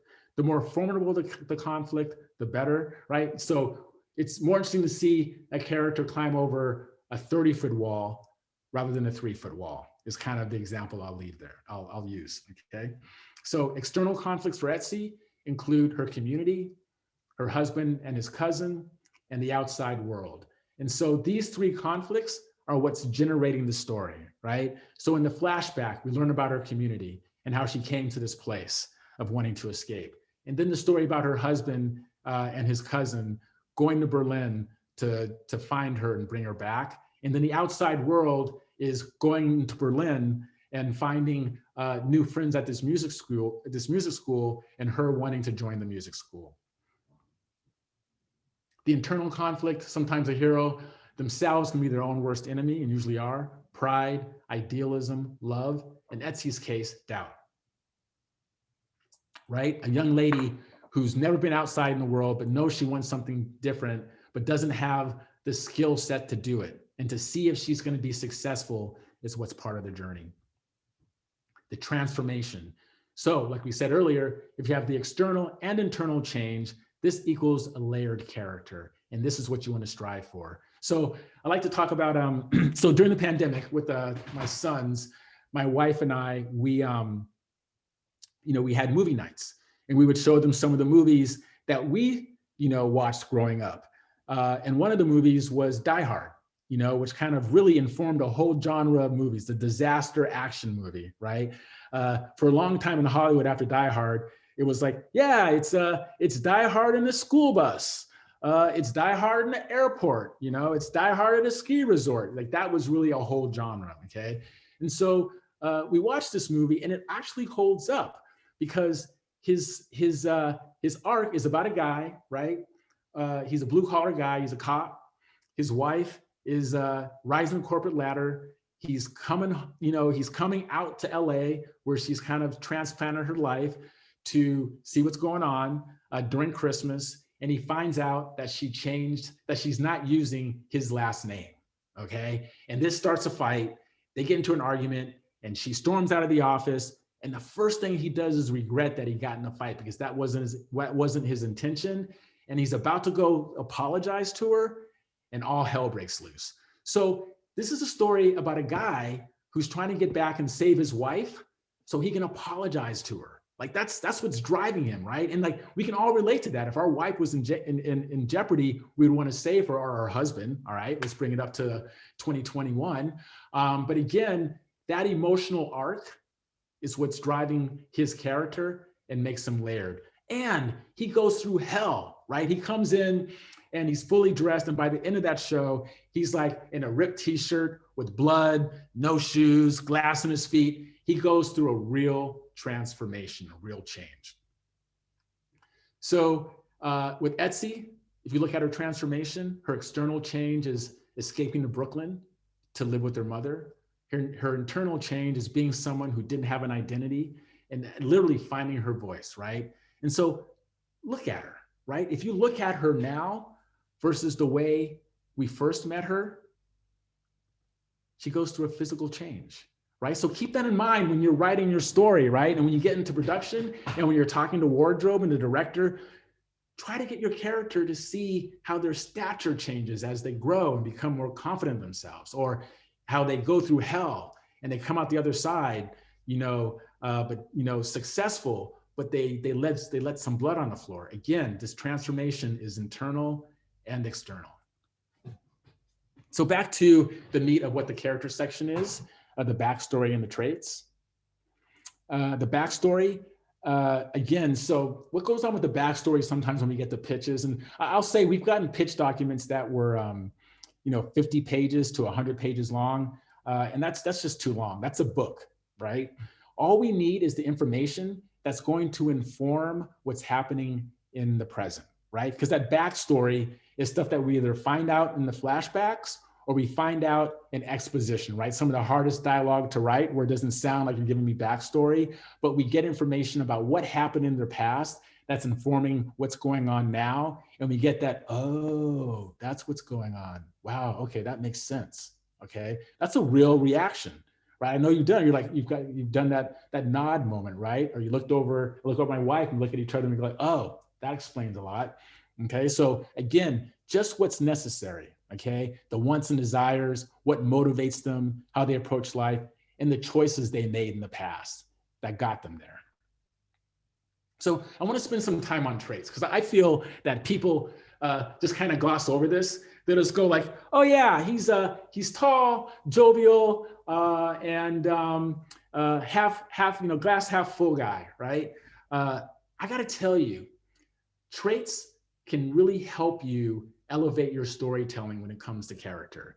And I want to talk about it in terms of the relationship with my wife. And she knows I'm talking about this. She's heard it before, so I've gotten her blessing. So I am that guy who likes to spend money and also likes to be on time, right? And so it's strange that my backstory is my dad who would give me allowance. And if I was short like 1 penny to buy something that week, he wouldn't give me the penny. He would make me wait the next week when I got my next allowance to buy something, right? And I guess the lesson I learned was when I got money, I'm gonna buy it when I have it, right? And so probably didn't work out for me. And my wife, she's super frugal and she's always late, right? She can't be on time. And so she grew up with a family where her parents worked salary wages. They worked basically, her father, what did he do? He was a janitor and the mother worked at Pac Bell, right? As an operator, right? Didn't make a lot of money. And so she is a woman who will squeeze every bit of toothpaste out of the tube, right? She'll put water in the soap dispenser when it's done to get that little bit of soap left. And I'm like, babe, I think we're okay. I think we can afford this, right? Again, that defines her, and that's the backstory, and it really explains why she does this. Me, I guess I'm an outlier, but I really want to talk about her being late to everything. Okay, so when I first asked for her hand in marriage, she's from Rhode Island. Went to her father, Rudy, and without her knowing, of course. And I said, so Mr. Almeida, I would love to ask you for permission to ask your daughter for a hand in marriage. And he goes, oh, wow, son, that's great. But I got to tell you, you're probably going to be late to a few situations in your life if you marry my daughter. And I go, what do you mean? He's like, oh, well, she's like her mother. She spreads herself too thin like peanut butter. You'll be going out somewhere and she'll start, doing the dishes and doing the laundry and all that stuff. And I go, oh, okay, that's funny. I get it, And so I was like, oh, whatever. We got married. And sure enough, that was the case. And it really kind of came to a head when it came to going to movies. Okay. So we would go to movies and the situation would be the lights are coming down. We're stepping over people's legs. We sit down and, you see the logo for, whatever, Warner Brothers. And she's like, wow, perfect timing. How lucky are we? And I'm like, perfect timing. I'm like, I'm stressing out. I'm like, I'm pissed off. I wanted to see the trailers, right? I want to see what's coming out this summer. And so one time we get to a movie and we missed like the whole first scene, like the whole first 5 minutes. And I just couldn't recover from it. I was just like so pissed. And so, movie ends, the lights come up. I'm sitting there just like pouting. And she's like, what's the matter? And I go, you know what? When you miss the first scene of a movie, it's like not reading the first chapter in a book. And she loves to read books. And she was just like, oh, yeah, that makes sense. She's like, all right, okay, we'll be on time for movies. I go, nope. I want to see the trailers. I want to be on time for the trailers. I want to get here 15 minutes before the movie starts so I can see what's coming out on the summer on the big screen. And she's like, okay, fine, we'll do that. So flip the switch. My wife is very social. We get invited to a lot of dinner parties. And so when the host says, hey, be there at 7, looking forward to you, bring a bottle of wine, whatever. I took that to heart. I was like, we got to be there at 7, man. They might have stuff right in the oven, you know, and all that stuff. And so 3 times in a row, we would get there at 7. And the host was like, oh my God, you're here. Yeah, come in, go stand out there. I'm fixing this stuff. And so the 3rd time it happened, my wife said, you know what? You're a dinner host worst nightmare. When they say 7, they really mean 7:15 or 7:20. So can we please stop trying to show up on time? And I said, yes, we can do that.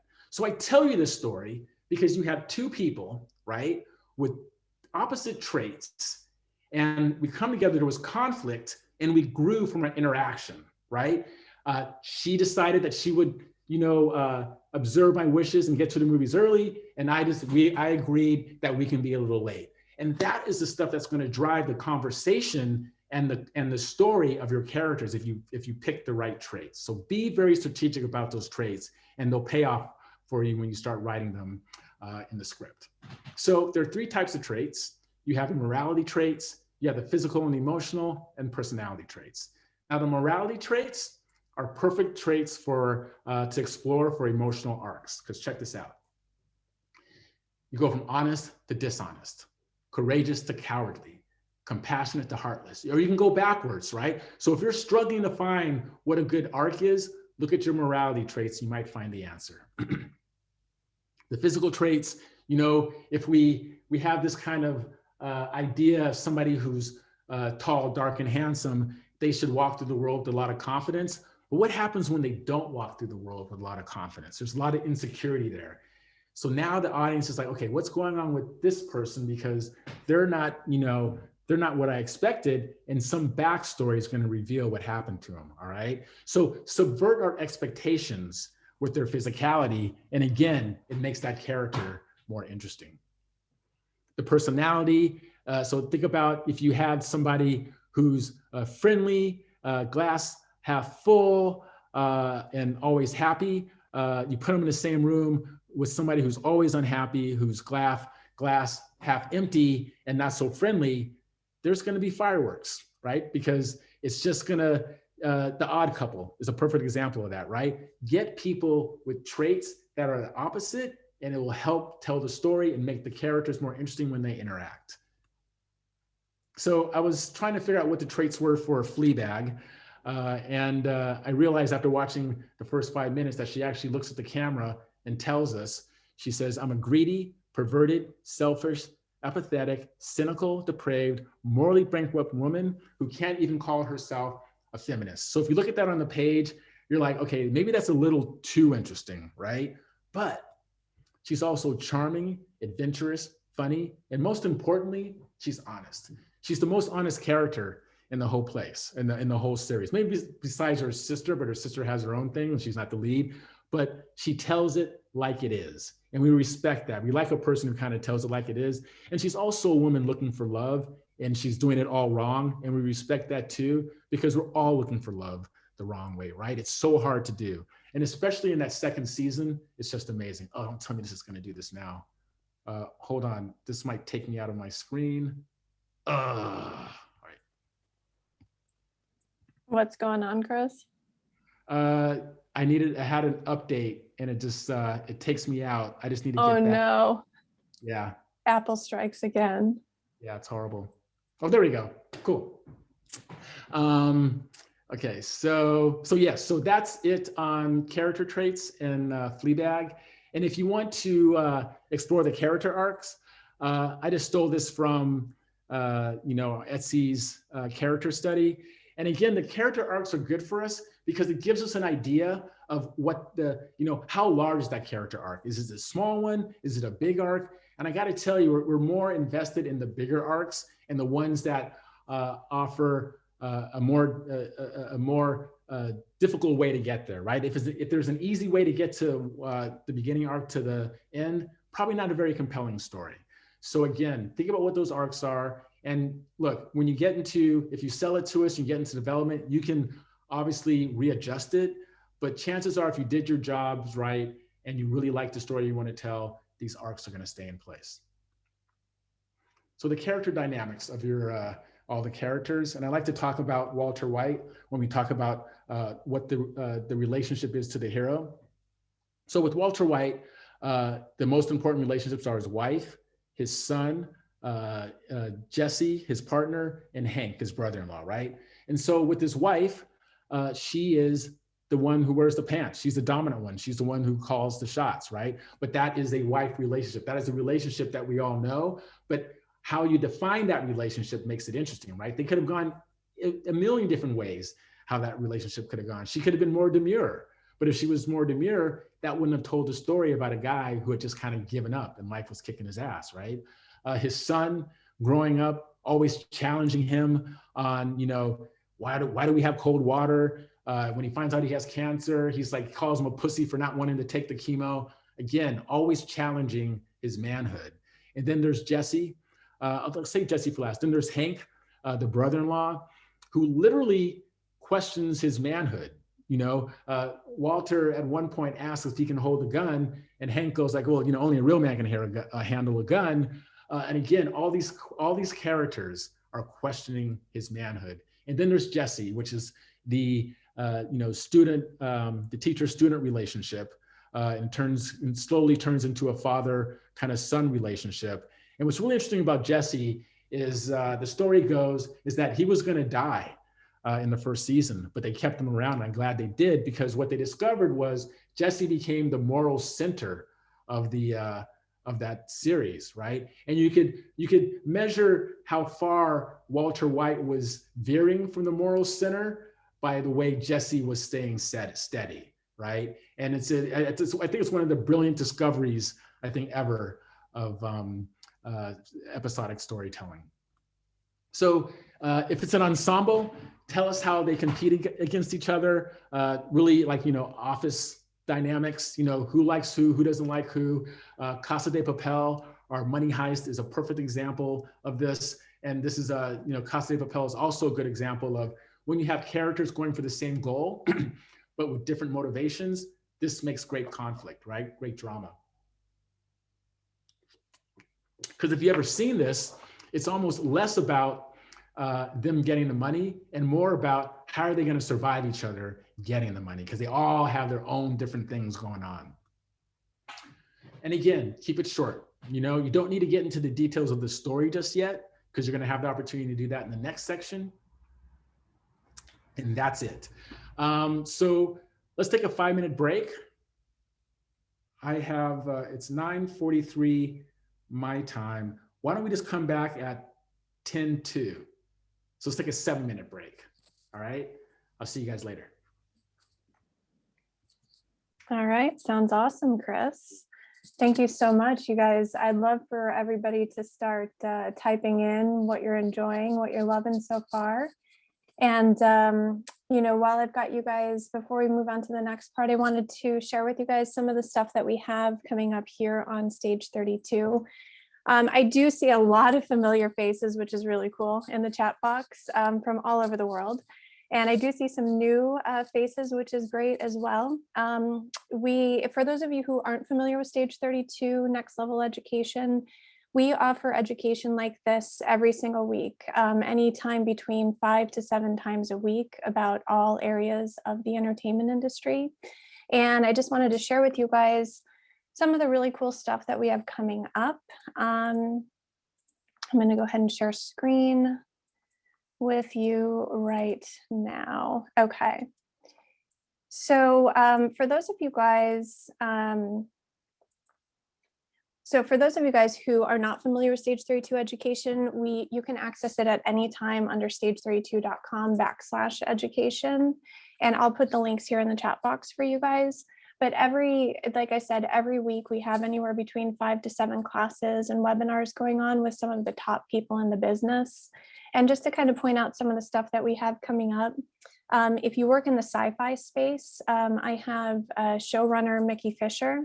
And if you guys don't know Mickey Fisher, he was responsible for Extant, which was which he was a first-time writer that wound up getting the show produced by Steven Spielberg, and he moved on to do Reverie, and he did Mars, and he did The Strain, and he actually is now a showrunner on a Netflix show that is to be announced soon.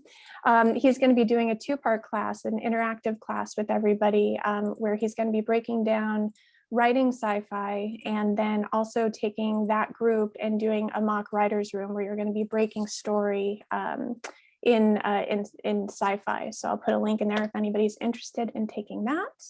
That's coming up. And then we also have coming up, I don't know if you guys have seen, the big Netflix show You. I'm bringing in one of the top writers from the show, Amanda Johnson Zetterstrom, and she's going to be breaking down, she's actually going to be breaking down how to write a 1-hour pilot. And then she's also going to be bringing everybody into a mock writers room as well. So I'm going to stick a link in there for you guys as well. If you guys want to learn and work one-on-one with Amanda, that's also coming up. I do have another one coming up as well with Brad Carpenter. If you guys don't know Brad, he is an Emmy Award-winning producer. He was a producer on Fosse Verdon, as well as Boardwalk Empire, and pretty much every major TV show you could possibly imagine. He excels really well in the post-production process. So if you are looking to be delivering post-production, Brad is excellent at that. So I'm going to go ahead and put that in the box there for you guys, so you can, if you're interested in taking that class with Brad, he's going to be working with you as well on Stage 32. So this is just a little taste of what we do every day here at Stage 32. It's our mission to be able to bring in the top educators in the industry, as you're seeing right now with Chris. And then in addition, no matter what you are, if you're an actor, post-production, editor, director, cinematographer, we have education for you. I have personally programmed over 300 webinars and classes. We have over 1,500 hours of education taught by the brightest minds in the business right now. So that's a little bit more about that. And then in addition, you guys, RB had mentioned earlier about our development services. If you guys are producers, I do know that we have, I'm looking in the chats here, we have a lot of producers and filmmakers in here. We bring in mentors. We work with thousands of mentors from all over the world, managers, agents, producers, financiers that come in and serve as mentors on Stage 32 every single day. So we bring in anywhere between 7 to 12 people a week that exclusively look at material through the Stage 32 community and offer advice and support and their knowledge base based on what they're working on. So you can find that in the Stage 32 section under our script services right here. And so as you see, we just bring in all different production companies, management companies, you name it, from all over, distribution companies.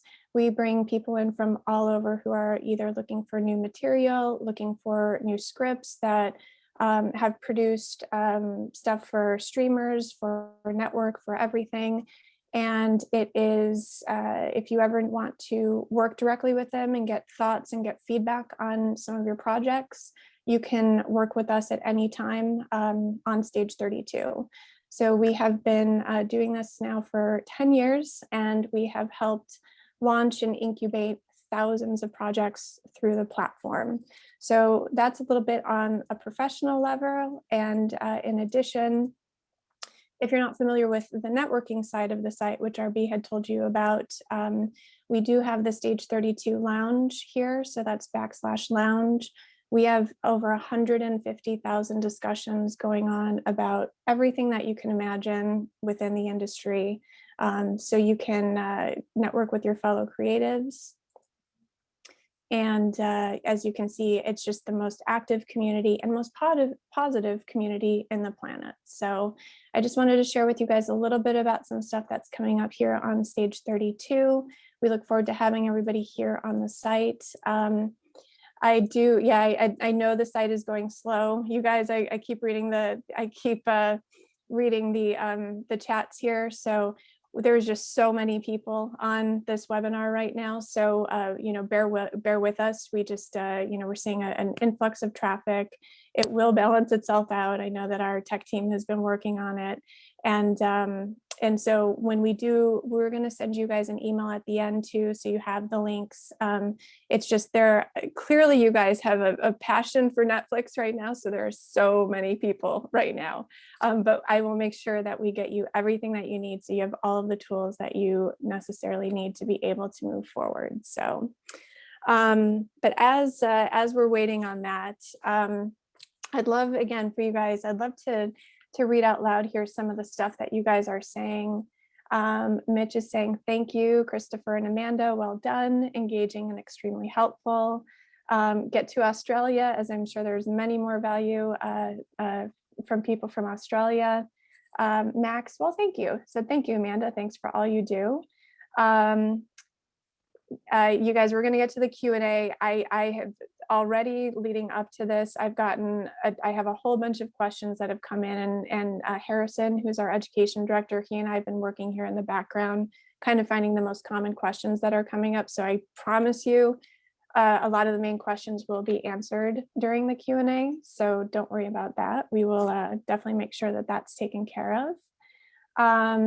And then, yes, you guys, another question, I stuck this in the chat. I'm not sure if you guys saw it, but yes, you will have a recording of this. You do need to be a Stage 32 member in order to watch the recording. Keep in mind, we are the leaders in education, and we do take our privacy very seriously when it comes to our Stage 32 educators. So you will only be able to watch this inside your Stage 32 profile. And if you have not created a Stage 32 profile, takes 30 seconds. Just go to stage32.com, fill it out. It's just similar to a LinkedIn profile. And then once you're signed up, give me about like 24, 48 hours to be able to process Chris's and my recording today. And then once it's ready, I'll get it uploaded and you'll be able to watch it inside your Stage 32 account. And then the only other thing, you guys, some people are asking is if you can get the PowerPoint presentation. That will not be available as a handout. You will only be able to watch the actual recording. And I think that I've answered most of what I'm seeing in the questions for now, but I'm going to hand it back on over to Chris, and then we'll get to Q&A at the end. But thanks, guys, for being here, and hopefully everybody enjoyed a little break. Chris, I tried to do my best. I was trying, I was going to try and do a song and dance like we talked about earlier, but I didn't want to offend anybody. Just get a hula hoop. I should have gotten a hula hoop. We should have planned that out. I think should have been you, RB, and me hula hooping before we now get to part two. And I should have got some tea and honey, with this whole working at home, you're just like doing virtual chats all day. I've been talking all day. So I apologize if my voice is kind of going. No, definitely take a sip. But you guys, just to let you guys know, this part of the presentation, when I first saw it and when Chris and I first started talking about it, it is so flipping phenomenal. So get your head straight, get set. This stuff is so cool. Take notes, because I haven't seen anything like this before, and enjoy. All right, Chris, I'll be here for Q&A, and take it away. I hope it delivers, not as you say it like that. I know, right? I lifted it. I was your hype girl right there, but let's bring it home. Meaning of life. Okay, so now we get into the season summaries, and this is really key, because this is really going to determine if your show gets picked up, how the room is going to go. Like if you have a good idea of how your season arc is going to go as the creator, you have a fighting chance. And if you don't, chances are we won't buy it. But I got to tell you, in a lot of the countries, we don't get this far, because serialized storytelling is not a big thing around the world. It's mostly film, right? So a lot of these great storytellers that have been telling film this whole time are kind of just learning how to do this. So we develop these season summaries along the way, and it could be a very involving process. So what are season summaries? just basically the character's journey from beginning to end, using the major emotional plot points. And shop speak, we say like the broad strokes, right? Like remember earlier when I said, oh my God, this writer's gonna pitch me every scene of the episode of the season. I just want the broad strokes. Just give me kind of like what's gonna happen, kind of broadly, and that'll be enough. And we'll talk about the emotional plot points that'll help you do those in an effective way. We suggest doing a season summary for each of the main characters. And depending on if the show is like, if it's a show like Breaking Bad, you can probably just do one season summary and weave the other seasons, the other story arcs of the other characters within it, because you're really going to be following one character along the way. But if it's a story where there's like multiple characters that have pretty heavy stories, you can break them out into their own season summaries. Either way is fine. They can range from a page to a page and a half.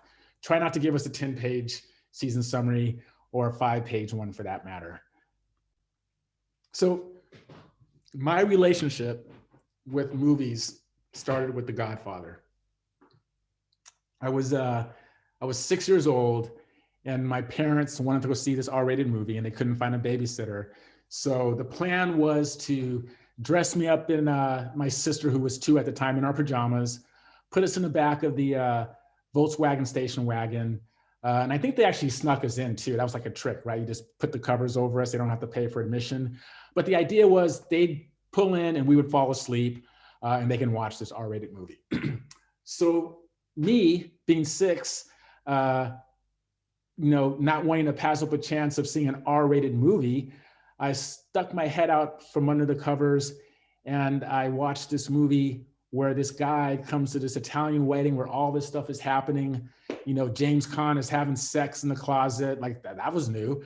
And it just kind of blew me away. And I remember sitting up at one point, right? I was just like, I was engaged and I was no longer sneaking. And I remember my dad turning around, looking at me, and I thought for sure he would say, go to bed. But he just looked at me and then turned back around and gave me permission to watch this show. And it blew me away. And even though I was 6, I didn't quite understand all the adult references. I did understand this, that this man went through a change and he had to, right?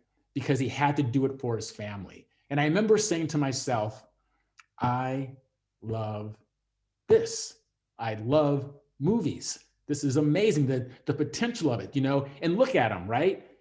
He's changed, right? He's changed into his physical being has changed. Again, this idea is that the external and the internal changes, they have to manifest themselves on a screen because this is a visual storytelling, right? Characters must change. And when they change, they grow, okay?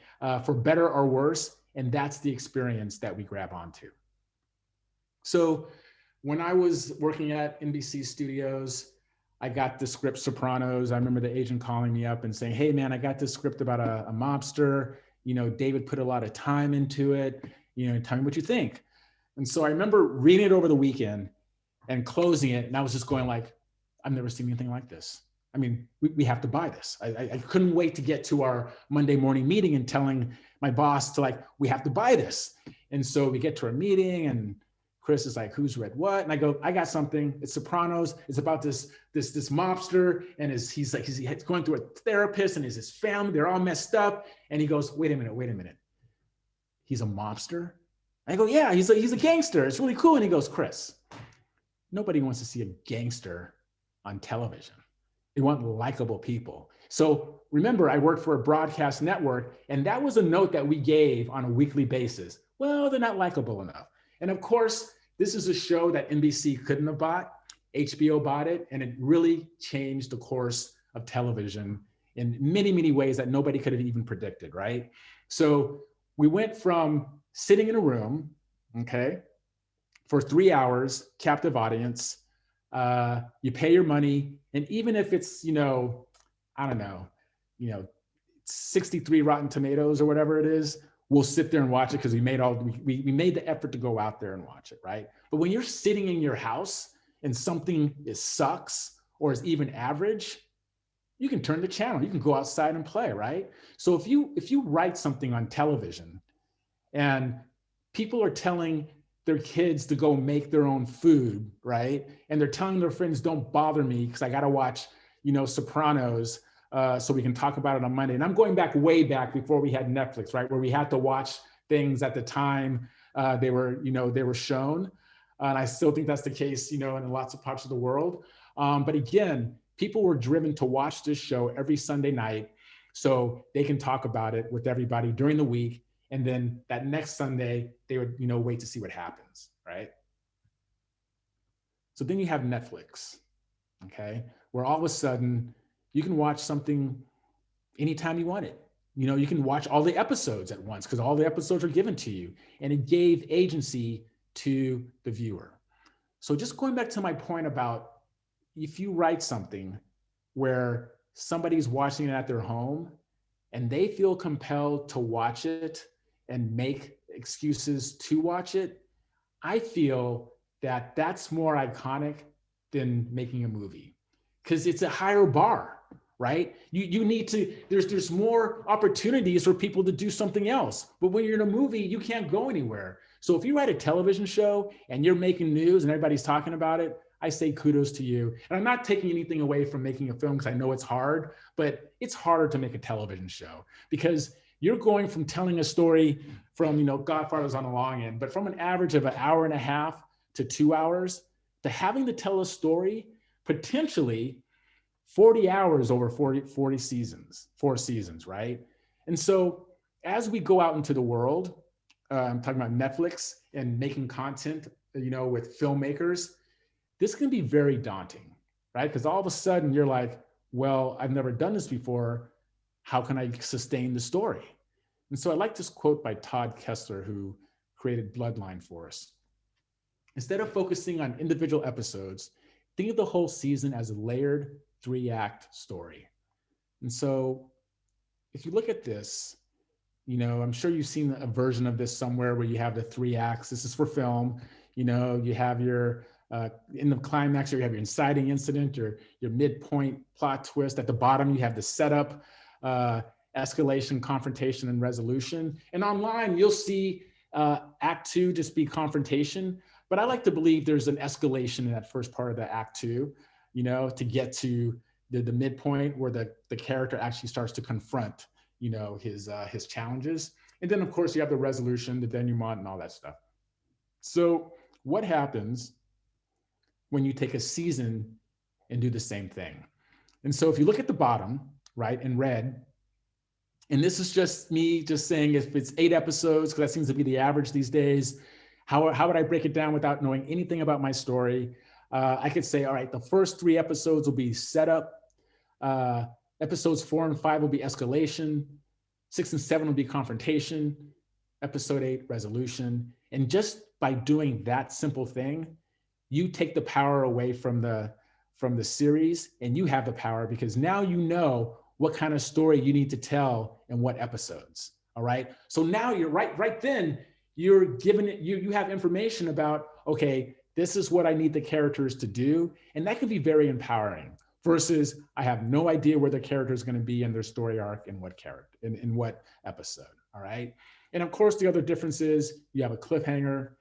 And then with the inciting incident, so I'll tell you a little story. I'm going to talk about France a little bit here because this was a note that was given to me from one of our French executives. And he said, and I'm not going to do a French accent because that's just rude, but he goes, Chris, we've tried this before with our writers. And what happens is that they don't put they say, well, if it's like a film, then the inciting incident should come somewhere in the 2nd episode. So can you make clear that the inciting incident has to come sooner? And so let's do that. The inciting incident has to come as soon as the story will allow. All right, because the audience wants to know what that story is. They want to get going and understanding. Okay, what's the character gonna have to achieve throughout this story? Okay, and so I did this, and he goes, yeah, Chris, it's not enough, because what they do is they go, well, if it's like a movie, then we're going to have a slow build. So in episode 7, you have the climax, and episode 8, you have the resolution. So how can we get it clear that you have to have rising and falling tension in every episode? And so I said, okay, Jimmy, how about if I do this? And he goes, voila, that's it. So every episode, you have to have some kind of rise and fall in conflict, right? Every episode has to be a story within itself as part of the bigger story, right? A chapter in a book, okay? And so this is how you should look at, your season and also your episodes when you get into your episodes. So we have found that the viewer will watch a show for an average of 10 minutes before they decide to watch or do something else. So I got to tell you, that's pretty generous. And I think it's really about the viewer's relationship with the service, because for broadcast television, I think it's, or at least in America, they give you like a minute and 10 seconds before they watch something else, right? So very generous. So remember, let's go back to our dating analogy, okay? So let's say the audience, the viewer walks in, they have that kind of first no, but they sit down and they get that first yes, okay? The opportunity to get the second yes is at the inciting incident, right? Where it's like, oh, okay, I like where this story is going, right? And if you get them through the first episode and through the second episode where you get the third yes, you are officially in a long-term relationship with your audience. Of course, if you don't mess it up in later episodes, but you got them hooked, as long as you keep feeling that good story, okay? So as I was looking for that grid, that 3-act story structure grid, I went online and I found a lot of this. And I was just like, oh my God, this is how people are learning how to write. And I was just like, I hate math, and this feels like chemistry. This feels like calculus. It's like all words. It's like, how can you be creative and it's too specific? It's like, where's the the ability for creative freedom? And so I looked a little bit deeper, right? It's not very creative. I looked a little bit deeper and I found this thing called the Dan Harmon story circle. And I'm pretty sure some of you have already found it, because I have discovered that some people, not a lot, have already discovered it. But this kind of really opened my eyes into how to look at story. And so if you don't know who Dan Harmon is, very successful showrunner, does Community and Rick and Morty.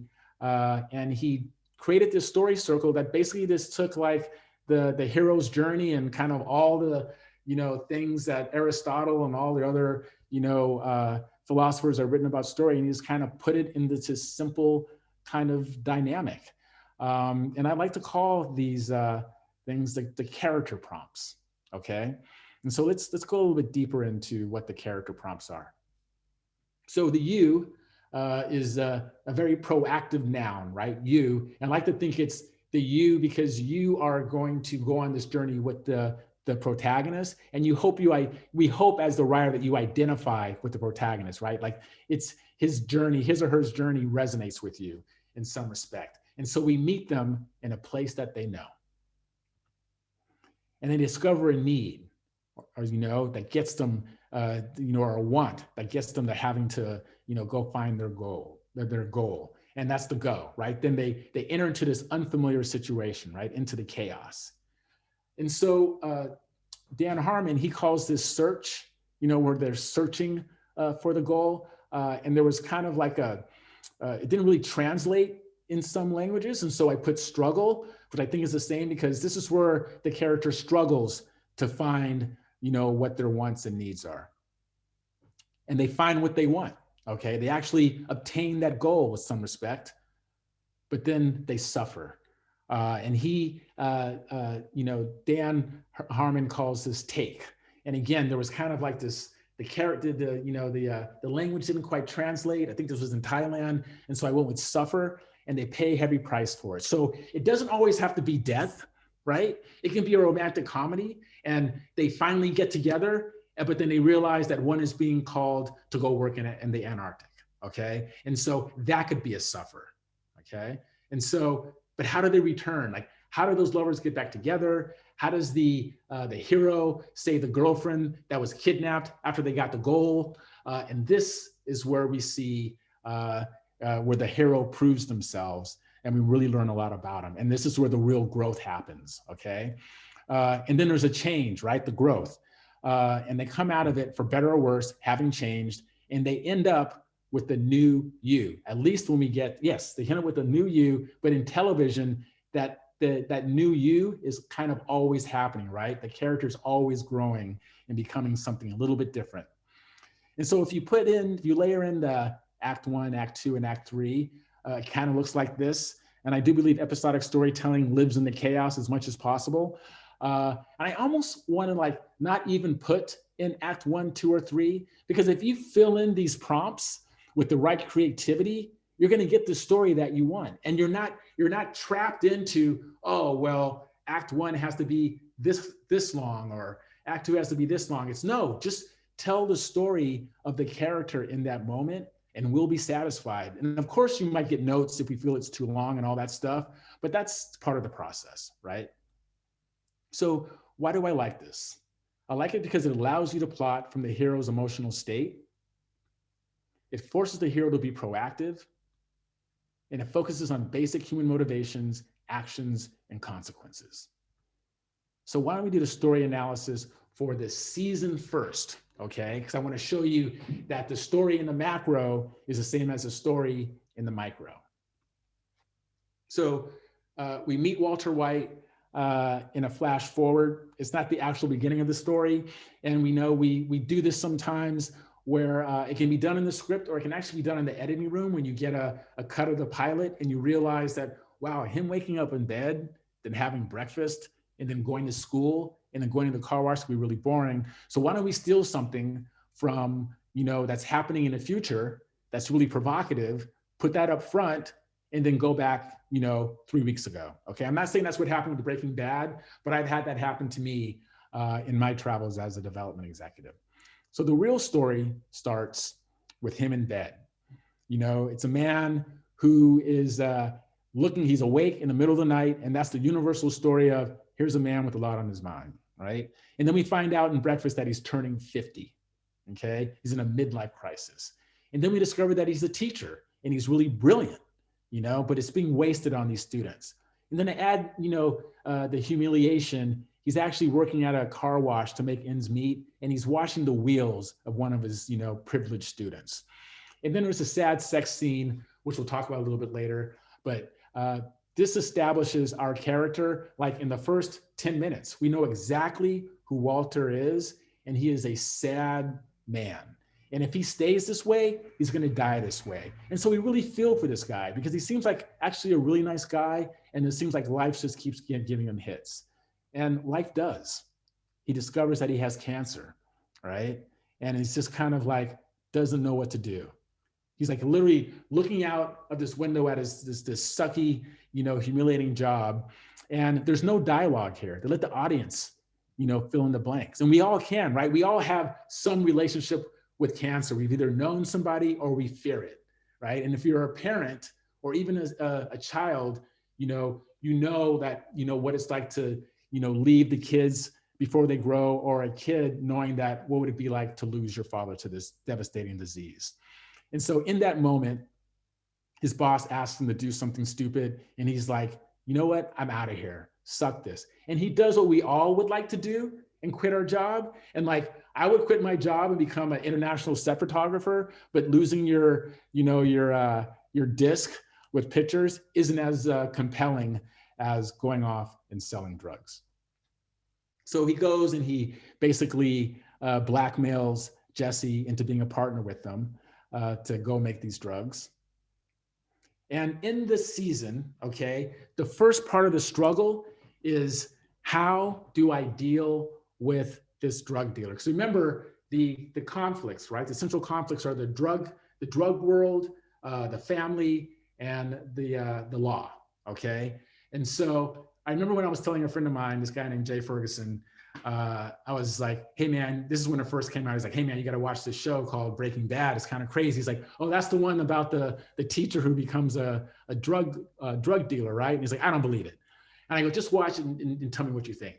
And I do believe these first 3 episodes, and this episode in particular, are key into selling us how anybody could potentially lose their way, because they take the time to explore what a man or anybody who's just normal, who's never broken a law in their life, what it would take to actually take another person's life, okay? So remember, he created this gas, okay? And he thought he had killed him, but he was alive, all right? And so they put him down in the basement, and it's one thing to think you killed somebody in self-defense with gas, but to look somebody in the face and actually have to do it, like that's a different story.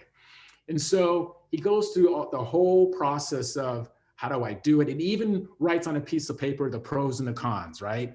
The cons are, the pros are he gets rid of a drug dealer, but it's bad. It's like, it's against the law. But the cons are, if he lets him go, he can kill his family. And the camera zooms in on that. And I remember looking at my wife going like, well, shit, he has no choice, right? He's got to kill the guy. And so that's the trick of Breaking Bad, right? Here's a guy who's doing all these evil things for the sake of his family, and you kind of forgive him because he's a nice guy, and his family has a pregnant woman, a pregnant wife, and a disabled kid. They're going to need money. So again, he kills him. And what's so beautiful about this episode is that they bookended with this flashback where he's trying to figure out the chemical composition of a human being, right?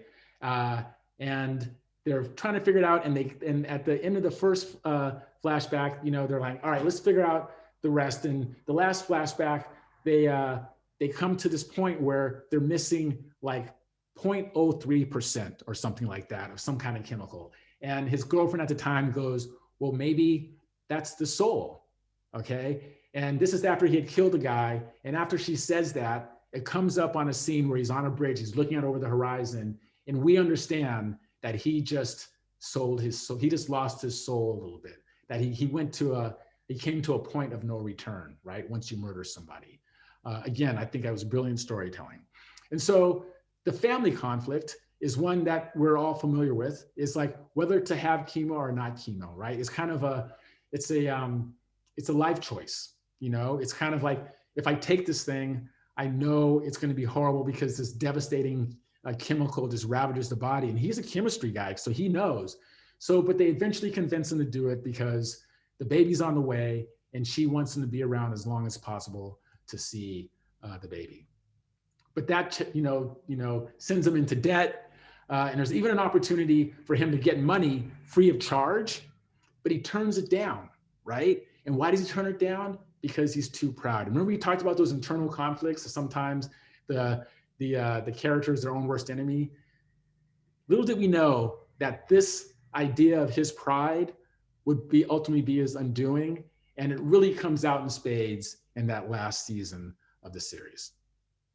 And then you have the conflict with the law, of course, and it's through his brother-in-law, Hank, and they make it very personal where the drug dealer that he killed was Hank's CI. And we know at some point in the season, these two guys are going to meet because Hank has such little regard for him. Really, he thinks he's not even a man.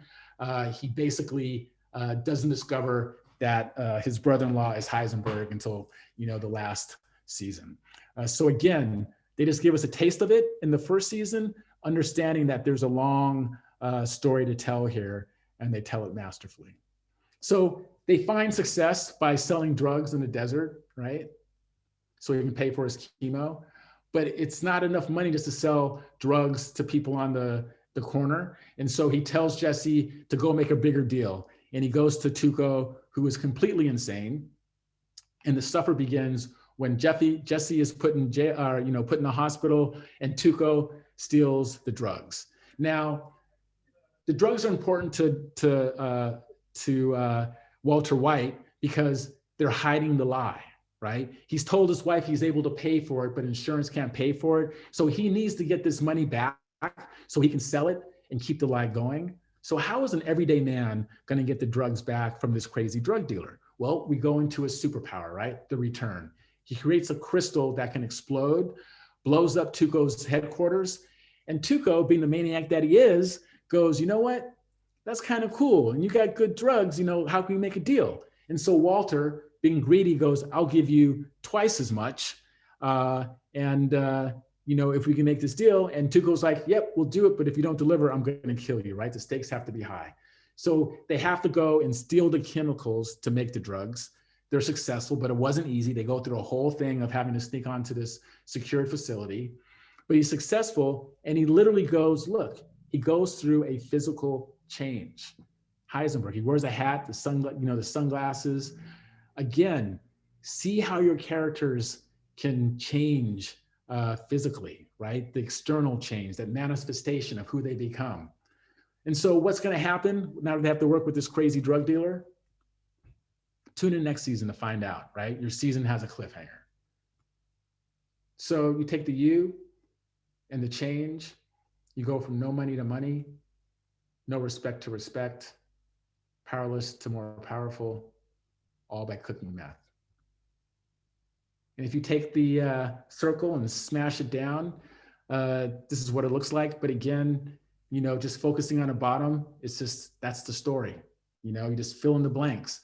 And again, how you fill in the blanks will determine whether it's successful or not.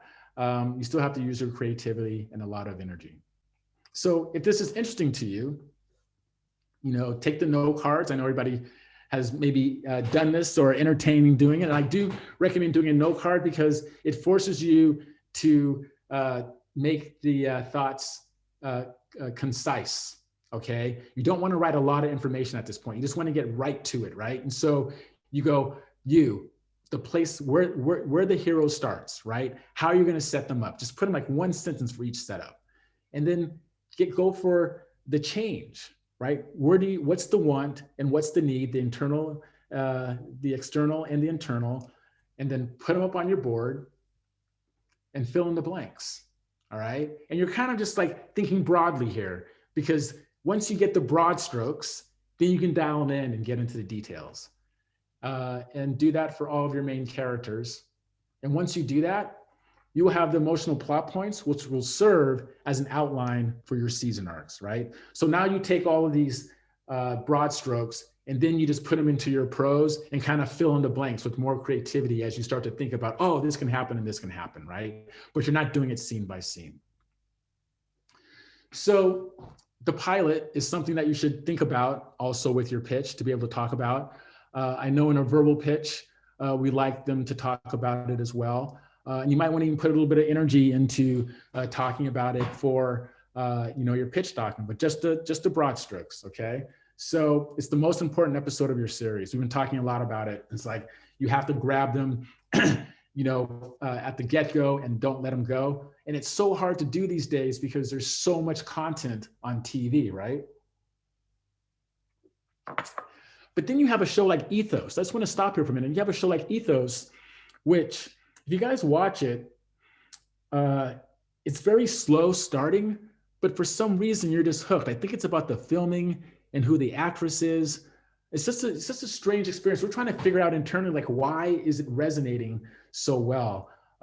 Because it kind of goes against this idea of having to go in fast. And I think it's definitely an outlier. But you still, I would say for you guys, definitely think about, getting in as soon as possible, because that is more of a chance of success in telling your story. And so by the end of your pilot, the viewer must know who is the hero, what they want, their central conflict, key relationship dynamics, the basic rules of the world, and the genre. So very quickly, let's do this for the pilot, okay? So you can do this story circle analysis, like I said, for the macro and the micro. So a man with a lot on his mind, we know this, it's still the same, reflecting on his life. Have I done everything I wanted to? The answer is no. Wasted genius, humiliation, and the sad sex part, right? And so, okay, so if you think about your hero's journey, they have to they have to achieve certain goals along the way. I like to call them mini goals to get to the ultimate goal at the end, okay?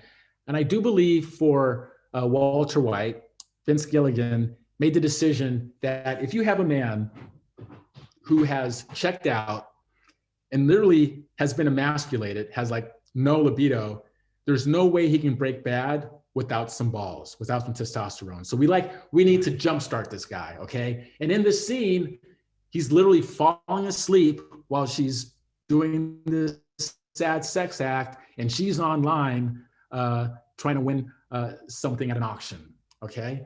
And so let's think about that, and let's move forward to the rest of the story. So the need is the same here. You know, suck this, the blackmail. And so the struggle is a little bit different, right? Because now we're telling a little bit of a smaller story, the beginning of a larger story. And the struggle here is the scene where the bullies start to pick on his son. And it's such a brilliant scene because the family has no expectation of Walter White doing anything. And you see the wife struggle because you know she wants to do something, but she's just like, are you going to man up? Do I have to do this? It'll be embarrassing. And then he does do something to their total surprise, and he kicks their ass. And at the end of that scene, we can see something happening with Walter. He's like, he's awake. The match is lit. That felt pretty good. All right. And the struggle is with his partner. Where do we sell the drugs? And his partner's a complete ass, right? He's immature. He doesn't want to be with them. And so that, again, is a struggle for our Walter White. How is he going to be successful? And he is successful because he makes that first batch. And there's something really interesting about this scene, and that this is the first time that somebody validates him, because Jesse tries the coke. He likes it just a little bit too much. And he goes, oh my God, Mr. White, you are an artist. This is brilliant, right? And you kind of get the sense that he hasn't heard that in a long time, right? Nobody's giving him a compliment. Everybody's just been kind of shitting on him this all of his life. And now he's found something that he's really, really good at. And the suffer is, again, when Jesse goes and tries and sell it, Crazy 8 accuses Jesse of putting his cousin in jail, but he recognizes the quality of this crystal meth. And he says, if you guys show me how to make it, show me the recipe, I'll save you. But we kind of get the sense that once they hand over the recipe, that he's going to blow his brains out. So what is Walter White going to do? Use his magic power, create the gas, kills the guys, escapes that one thing. But we have to go back to the flash forward. The sirens are coming. They're looming on him. He even tries to commit suicide, right? But through a twist of fate, the gun doesn't go off. And we find out the sirens are the fire engines to put out the fire that they actually started when the fight first started. And then he gets this external want with the money, literally laundering it. But then that internal want. The last scene is he's in bed and they're gonna have sex. And instead of sad sex, he turns around, takes her from behind, very dominant male position. The lights go out and it's, oh, Walter. Walter's got his mojo back. That was the first step in his journey, okay? So you and the change, you go from no money to money, from emasculated to getting his libido back. And that is the arc, right? The little mini arc, the beginning of the larger arc for the pilot, all by cooking meth. And also the beginning of toxic masculinity in our cinema. So you smash the circle down and it looks something like this. And again, the struggle's a little bit long here, but it tells a compelling story and we go along with it. So the final chapter to this presentation are just the potential episodes. And basically it's just asking some more questions. What is the main goal of your character for the season? You already know this because you did the story questions. Based on your research and what you know about the character, what are the mini goals required for success? You want to find as many as possible because those mini goals are going to be the engine that drives your story with the episodes. What are the potential barriers to success for your characters? Again, more barriers, the better. That makes sense. Don't go too crazy. And list as many ideas as you can and pick the top 8 or 10. And they only need to be 1 or 2 sentences, okay? And so by doing this exercise, by getting as many ideas as possible, when you come to Netflix, chances are they're going to ask you to front load the season with more story to keep the audience hooked, okay? And so a lot of times our writers get nervous because they're afraid they're going to run out of story. But if you've done the exercise of thinking about a lot of stories, you know you have a couple of episodes in your back pocket that you can bring up and help fill out the rest of the season. So I'm not going to read all of this. I'm just going to show you what it would look like down on paper. Episode 1, 2, 3. And what do you notice? Walter, Walter, Walter. What does that mean? Walter's driving the story, right? That's it. That's a character-driven series. And we would get this. And this would be, it's almost like a beat sheet for you. So when you go into the writer's room and you have your room of writers, you go like, all right, you guys, this is what I'm thinking about episode 1. And you start breaking that story and you're off to the races. So I want to end on the blank page because this is the job, right? And this is why I love writing, because it's like, you guys have to wake up and you have to put words on this page to make us, to entertain us. And with all due respect to all the creative people who are involved in this process, this is the first original part of the whole machine. Without writers, you have nothing, okay? And when that script is done, the script then becomes an invitation to all the other creative people to add their influence on it, right? To have that actor come in and say a line of dialogue that you've been saying a certain way in your head, you know, for the last 8 months, and they come in and they put their life experience into it and they put a spin on it that you didn't even imagine. And it's like, oh my God, that's genius, right? You get that creative discovery, and the director with that point of view that comes in and just like adds their flair to it, or the production designer that comes in and brings it to life with their production design, or the cinematographer, you know, framing each shot in a way that you never expected. That's the beauty of what we do, right? So there's a little known secret about myself that I didn't really talk about in the beginning. I went to law school. I never practiced law. In fact, after my first year of law, I realized that after talking to a bunch of lawyers and telling me not to be a lawyer, that I didn't want to be a lawyer. But I did want a job. But I decided that I was going to try and break into Hollywood. So I networked to break into Hollywood while I was finishing law school. And so when I finished, I didn't tell my dad that this was the plan. And so I told him that I was going to go work at NBC because I want to, you know, make movies. And he was really pissed off. I was surprised by how pissed off he was because I paid for it. And his whole concern was that Hollywood is a very risky place to be involved in. And he was basically worried that I would be living at his house for the rest of my life, I think, deep inside. But when I told him I had a job at NBC in a parking spot, he kind of, and health insurance, he kind of relaxed. And then so he said, see, look, he's an engineer, and he gave me this advice that I'll never forget. And it has been my North Star for the 25 years that I've been in the business. And this is what he said.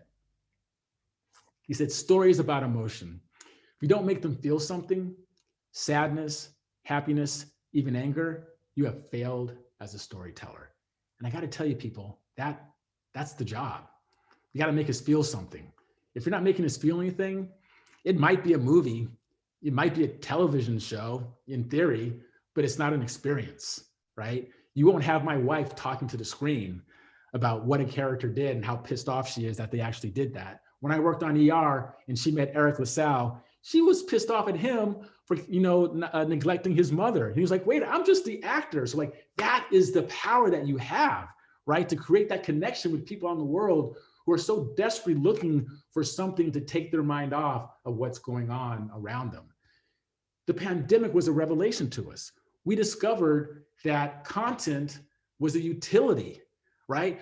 We got like 60 more million subscribers during the pandemic, and we thought that we would lose them. I know we're still in it, but like there is no sign of people letting up. People are like, we need stories to fill whatever it is we need to help us get through the day. So I'll finish with this one other quote from Kurt Vonnegut. Be a sadist, no matter how sweet and innocent your leading characters, make awful things happen to them in order that the reader may see what they are made of. And with that, I'll leave you with one last challenge. Go create. Thank you for your time. And maybe we can find out what show was trending with you all when we asked that question at the beginning.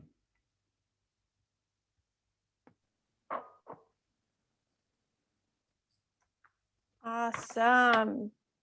I love that. Go create. I don't think there's anything stronger to finish this up, Chris. That's awesome. Thank you. All right. So yeah, I'm gonna read out loud what was trending. I mean, first of all, you guys, round of applause for Chris. I mean, this is a fantastic presentation. So type in, you know, if you want me to read anything out loud to him, you know, type in your comments on that. But right now we're going to get into some Q&A. We'll first answer the what everybody's been watching.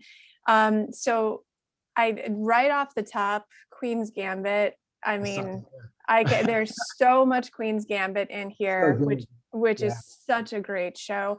And the story is such an inspiring story. I mean, that was 30 years in the making. And we oftentimes on Stage 32, you know, we've created this community to be able to inspire and motivate and keep people in the game, you know, so 30 years, but it can't get done. And it was originally supposed to be a movie. And they broke it into a series, thank God. Absolutely. And, you know, and you have to be patient. You have to be open and patient. We've got a ton of Bridgerton in here. I think that's the #1 show right now. I think it was over 80 million households have watched it, crazy. Which is incredible. I've got some kind of poking fun ones in here of Tiger King, which again, I think we all have you guys watched something since then? I know. So let's see. So we've got Schitt's Creek on here. That's done pretty well here. We've got Schitt's Creek was good. We went through that during the pandemic. The Crown, fourth season was good. Flight Attendant. People are tending to love Flight Attendant. I think, Mandalorian's in here. Stranger Things. Let's see, we've got a lot of Stranger Things. Succession. I'm not seeing Succession in here. I'm seeing a lot. Awesome. I'm seeing it fly down here. Oh, are you seeing it fly? Okay. I'm looking up earlier. There was a ton of Lupin in here, and you guys, if you have not seen Lupin, highly recommended. Lupin, French, with subtitle with English dub. It's fantastic. So get use of flashbacks with that. Yeah, absolutely. Ozark. We've got some Ozarks in here. Great. Yeah. So I think we've got a lot of great shows here. I'm trying to see if there's anything else that sticks out. I got a kick out of that Tiger King one for sure. All right, awesome. So I want to be able to get to some questions, you guys. You know, Chris, this has been fantastic. I'll save the comments of the praise towards the end. But everybody has typed in here. So this is kind of I've noticed two main questions that have kind of come up throughout the presentation. So this is going to be I guess I'm going to kind of make a hodgepodge of the two questions.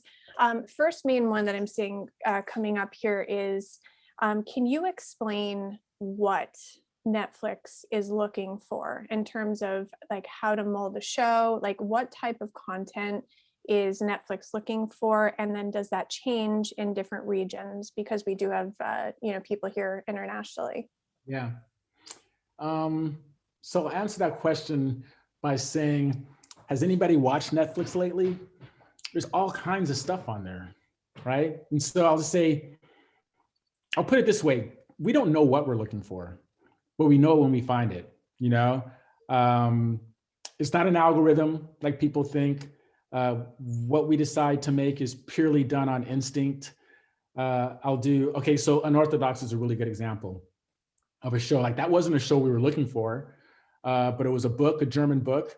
You know, the executive had read it and really enjoyed it. And making that show was a strategy bet for us. You know, we were like, well, are people really going to resonate with this girl? Where it's like, well, it's not a lot of money. Let's see what happens. But the executive just said, this is a good story. I just know we just have to make it because it's a good story. So we make it, and then it takes off, and it's a success. And it's like, it's won Emmys, and now it's up for, you know, the Golden Globes. And again, I'll say, you say, what is Netflix looking for? I know they weren't looking for a show about chess, right? And so what I like to tell people is, don't try and guess what Netflix is looking for or what their audience wants to see, because that's just a moving target. You'll never hit it. Just write the story that moves you, and resonates with you, and then pitch it. And people will either want to do it or not want to do it. I know it hurts your heart, but those are the shows that get picked up, and they become successful. I know it's not science, but you know what? Creativity is not science. It's just Peter Roth at Warner Brothers used to say, it's like, all we can do is develop the scripts to the best of their ability and like produce the hell out of them, and then it's out of our hands, right? Then the public decides whether it's a success or not, and we can market it, but if they don't like it, they don't like it. So it's what it is.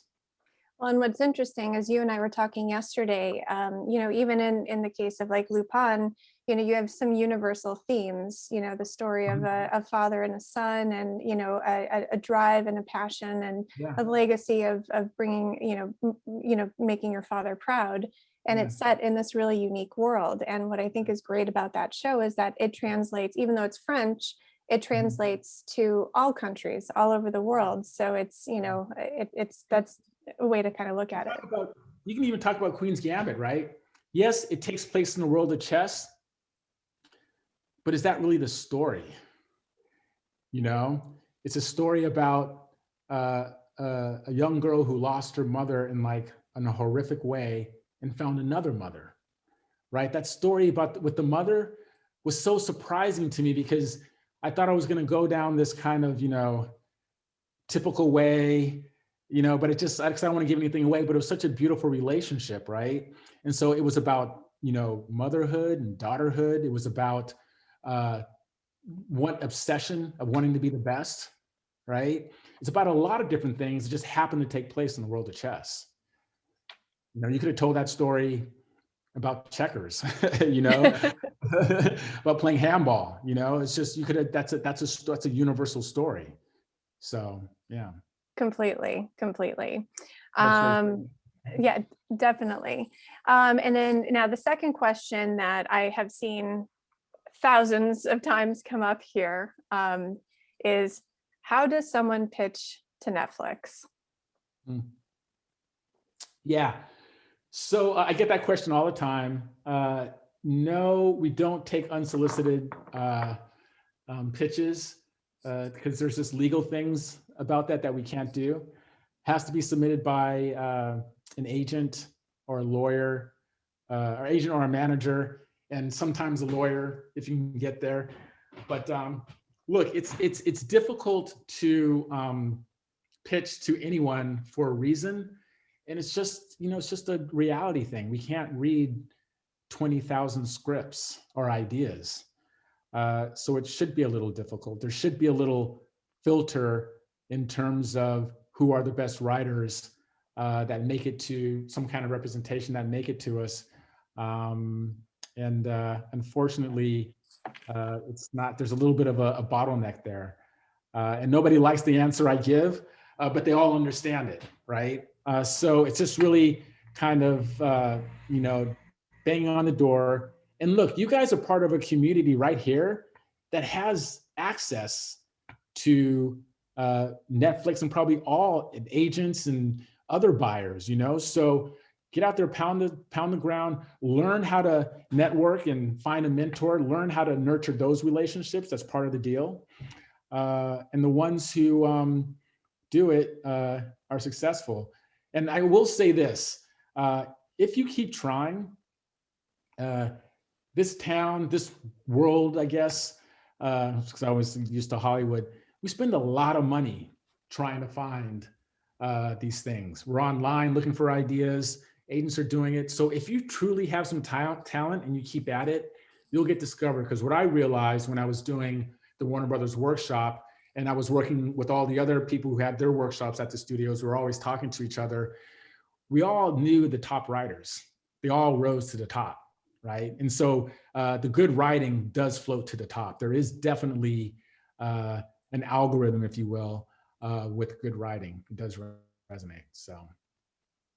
That's totally true, Chris. And, we talk a lot about here, and we have for the last 10 years on Stage 32 about the importance of relationship building. And it takes time. And, it's not, there isn't that silver bullet that just automatically, you snap your fingers and all of a sudden you're a millionaire, and you are getting to run your own show. But, we preach that a lot in Stage 32 about the importance of building a community and the importance of putting in the work and learning the business and respecting the business to be able to make those relationships to ultimately be able to get to someone like you or your team of executives from around the world at Netflix. Yeah. Yeah. 100%. All right. So one of the questions that I have here, this one is from Stephanie, and Stephanie wants to know, do you need to have intellectual property in order to pitch a project to Netflix, or are you looking for original ideas? I'm looking for original and IP. We're looking for it all. Yeah. Okay. Perfect. Do you need a completed pilot script in order to pitch? No. Wow, you're making it easy. I love it. No, you don't. I mean, look, I think, especially in the LLOs, the local language, regions, we've taken pitches that were a couple of pages long. Just understanding that the local talent that doesn't have a lot of experience in episodic storytelling, we're just going to have to, say, well, you know what, there's an idea here. We like the characters. We're just going to have to develop it with them. We'll develop a Bible with them. And it takes a long time to do. And sometimes we'll, get an American writer to come consult and help get it to where it needs to be. But that's where we're at. And so this pitch workshop, this document, this presentation is kind of like our first, opportunity or chance to try and get people to, think a little bit more about how to, create a series. Because when in Hollywood, you're basically on a room for 4 or 5 years before the networks even look at you. And I think it's probably getting a little quicker because there's a lot of content being made and the competition's kind of rising.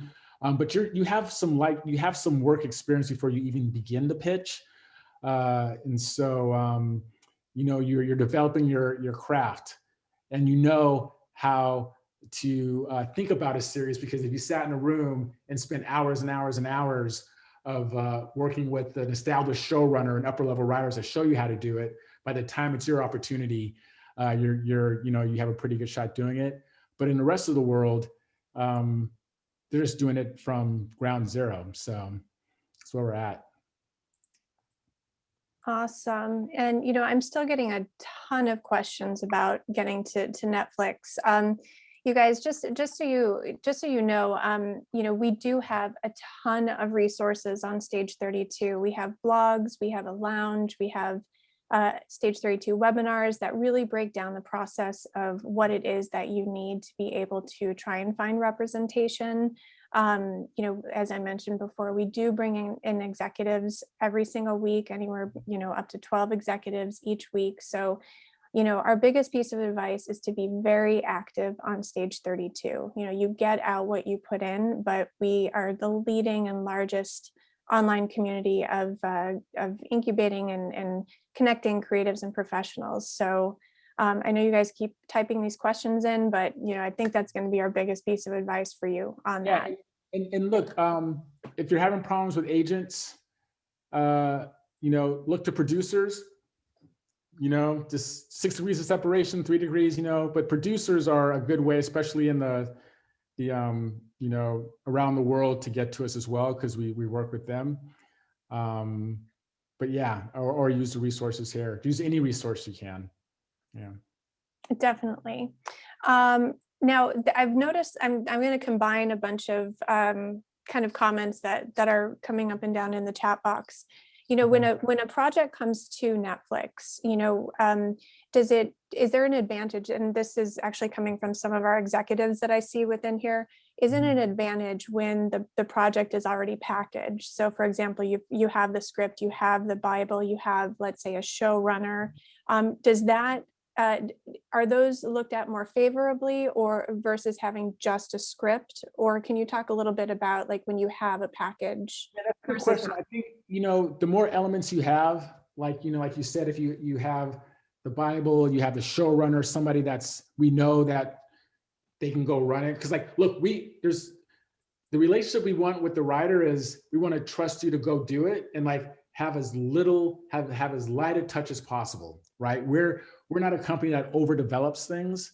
We like people to lean in on their their skill and craftsmanship. So if you have that showrunner, if you have an actor, if you it makes it easy for us, right? It's almost like, well, yeah, this showrunner is like, in the top 10.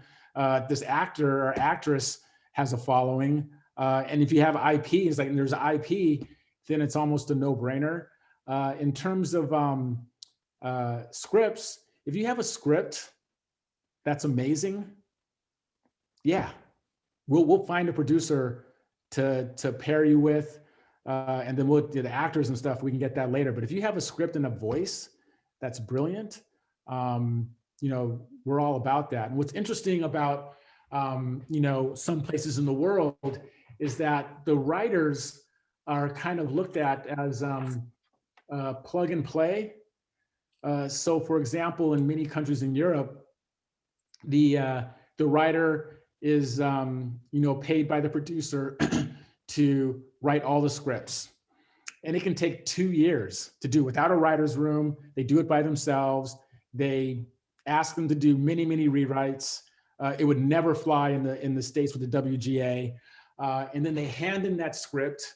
The producer takes the script and goes with the director and goes and shoots it, and the writer goes off and works on the next project. So for us, that's a little, for Hollywood, that's a little alien to us because we believe that the writer's voice and the vision is what really drives the show, which makes it specific, right? So we're trying to get writers to understand in a lot of these countries that you have the voice, and that's what we're trying to tap into.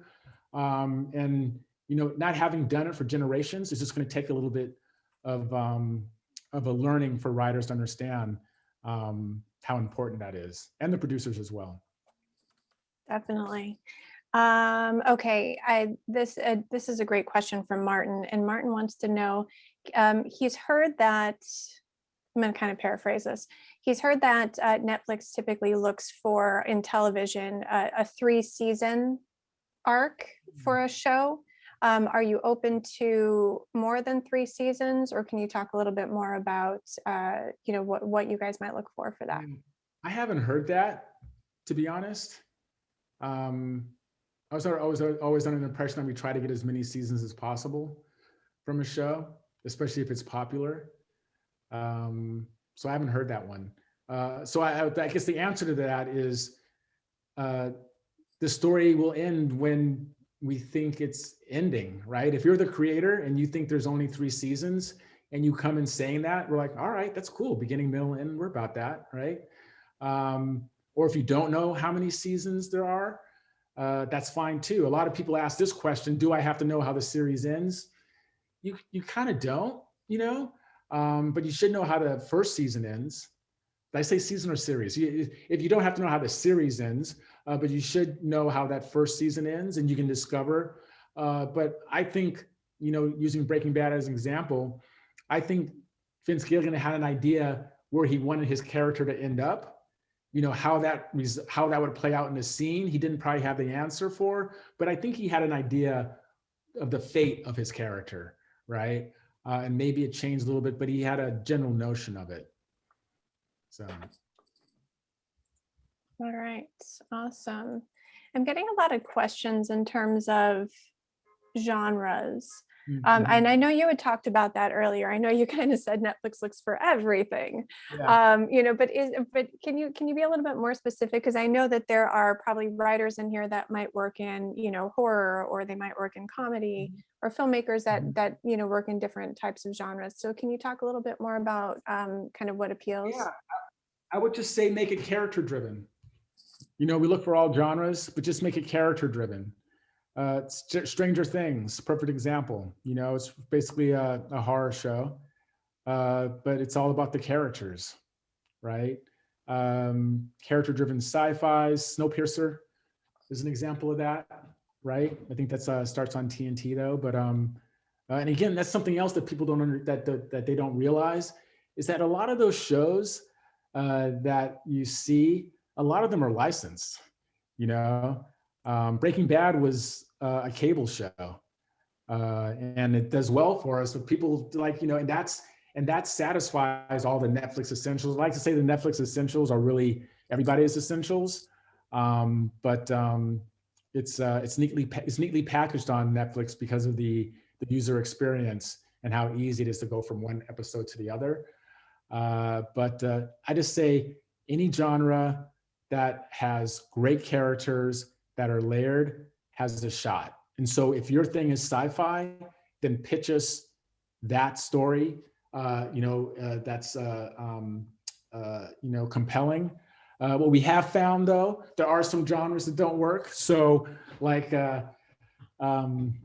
genres that are in the future and that are dim don't do well for the most part. So we probably won't make any more of those. I forget the series about the guy. Oh, what was it? It was in the future. And That guy in that. They could swap bodies. Somebody's gonna, Alter Carbon. Right. Yeah. So that was a show. I thought the first season was pretty good. I stopped it because I was confused, and then I picked it up. I was like, oh, okay, then but in the second season, I thought it got really complicated, and we just decided that, nobody really wants to see this kind of jury future. And so, yeah. So, but again, don't let that dissuade you. If you have a story that you want to tell, then that's probably the story you should tell. Because if you try and tell a story you don't want to tell, that you think somebody else is going to want to tell, it's probably not going to be very good at the end of the day. Well, I think character drives so much of it. I'm kind of clicking through here. Can you, actually, this is kind of interesting. Robert wants to know, can you talk a little bit about the universe for a show? The universe? Mm-hmm. That's kind of I think that was kind of getting into that with the mythology of the show. Yeah, whatever your universe is, you have to basically set up the rules of the universe. What is and I would say, what are you trying to say about this universe, right? Because if you were talking about genre and sci-fi, the best genre, the best sci-fi stories are telling a story of something that's happening today. So Handmaid's Tale, I think, is a pretty good example of a universe that's, kind of pretty close to that could happen, right? It's kind of scary, misogyny and all that. But the universe is something where I would bring a lot of references, pictures to kind of sell what you're trying to accomplish. Maybe even write the script to give them a sense of what that is. I think the more established writers have an opportunity just to come in and just sell a universe, because if they have like a track record of doing stuff. But if you're just starting out, I would definitely take a shot at writing the script to really sell, so we can see what it's all about. I love that, because it's hard to explain, something that's in your head, trying to visualize that to someone for the first time. I think that's great advice. I love this question, and I think this is for a lot of creators that are tuned in. And this one's from Bruce, and he says, what are the chances to direct or show run your show as a first-time creator? Probably higher in the local language originals. You know what? I think Ethos was that. I think the creator was he was a playwright, came from theater. I think he wrote the scripts. And I think that was a light touch. I think we just let him do it, and look what came out, So very rare, but having a track record in some medium of the arts, and then delivering a document, the scripts that are brilliant, and the budget's not that high, you kind of go like, you know what, let's give them a shot. But if you come in and pitch something that has a universe, you come in and pitch The Mandalorian as your first show, probably not going to get an opportunity to direct that one and showrun it. Perfect. All right, I like this one. And I'm just going to ask maybe a couple more questions here, and then we're going to finish on up here. Can you talk a little bit about, we talked about the pitch document in length, and now, more than anybody, with the pandemic, a lot of pitching is not being done in the room anymore. Right. Everything's being done on Zoom. Right. So can you talk a little bit about the difference between like a pitch document that is like describing the series versus like a pitch deck that you might be showing on Zoom when you're actually in a pitch to a Netflix executive? So I got out of development before the pandemic, so I've never taken a pitch online. Come on, Chris, you got to know. I don't know. I mean, I think my understanding is, at least in Hollywood, most pitches are still verbal. In a lot of our regions, we'll just take the document and read it and then have a meeting about it and be like, we like it, And a lot of it is it attached with the producer that we know that can deliver, right? I saw somebody ask, can you co-show run something? And yes, there's a lot of times where we'll partner you with somebody who's a showrunner to make sure that you have the backup and really believe in you. And like the perfect example of that is Shonda Rhimes, right? Mm-hmm. Grey's Anatomy, the Totally. first year, I forget who the showrunner was. But after a year, people felt that she was writing it and she had control, and they just gave her the support, and she was off to the races, and she earned it, Totally. And I actually thought you might have some experience in that, but I can share this as well. Because I do produce, and I recently just sold a television show to a major US network, and I'm out pitching a new one that we have attached a showrunner to as well. And it's a fantastic story. And one thing that we have done in the Zoom pitches is that we have taken what's been from our Bible, and we've kind of created it in just like an easier to digest type of screen presentation through like a PowerPoint presentation. So earlier, like when you were talking about with sci-fi, creating that world, kind of, putting a visual to that world, what we're doing is on screen, we're basically setting up that world visually, so you're able to see it, and then applying our version of who we feel the characters would be, our main characters. So the creator as well as the showrunner are kind of going through that pitch, and so we're flipping through that on screen as we're doing the pitch. So that way it kind of makes the Bible a little bit more tangible, and it really kind of helps with the Q&A when it comes time when we're talking with the executives. Yeah. No. Cool. You gotta innovate. Yeah, definitely have to innovate in these times for sure. All right. So, one thing I'm going to do is, first of all, I'm going to be finishing up right now. You guys, if you want to type in really quick on some comments for Chris, I will read them out loud. And I'm also going to bring RB back out just to be able to say goodbye to everybody. You guys, one thing that I do want you to do is, Chris has spent a lot of time preparing for this, and we have put a ton of work into this. And so what I'd love for everybody to do is, I'm going to embarrass you right now, Chris, actually, and RB, I'm going to embarrass you too. I want everybody to take out your cell phones, and I want everybody on the screen to smile. And what I would love for everybody to do is take a photo of all of us. And I would love for you to tag Stage 32 on Twitter and on Instagram, and do us a favor and pay it forward. Pay it forward on what you learned today. So we'll smile now. And if everybody could just take a quick photo.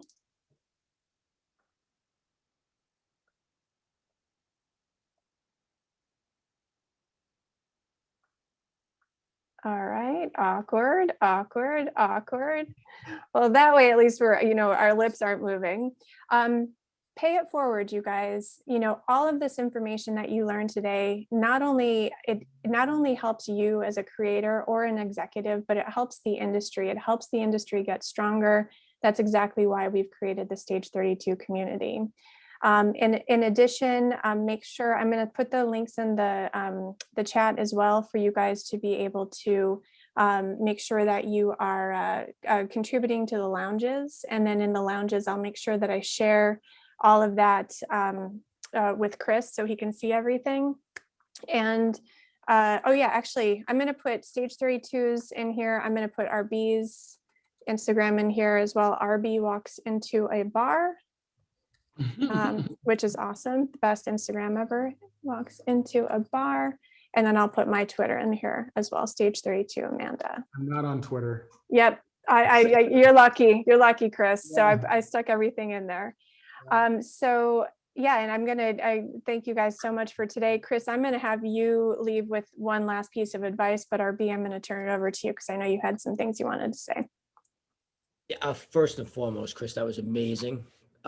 Absolutely incredible, and exemplary of what we do here at Stage 32. But the thing that struck me was not only your energy for going so long, and it was so much great information, so insightful and so upbeat and so optimistic. And I hope that's a takeaway for a lot of people here. You said something that really that stuck with me. You said a lot of things, and I'll get into that in a minute, but one thing that you said is that, you got to keep pushing and you got to keep going and you got to keep, and that's it. I mean, that's the mission. That's what we talk about all day long. And the thing I think that's really, really cool about our platform is that every single person that works for this platform is creative or on the business side.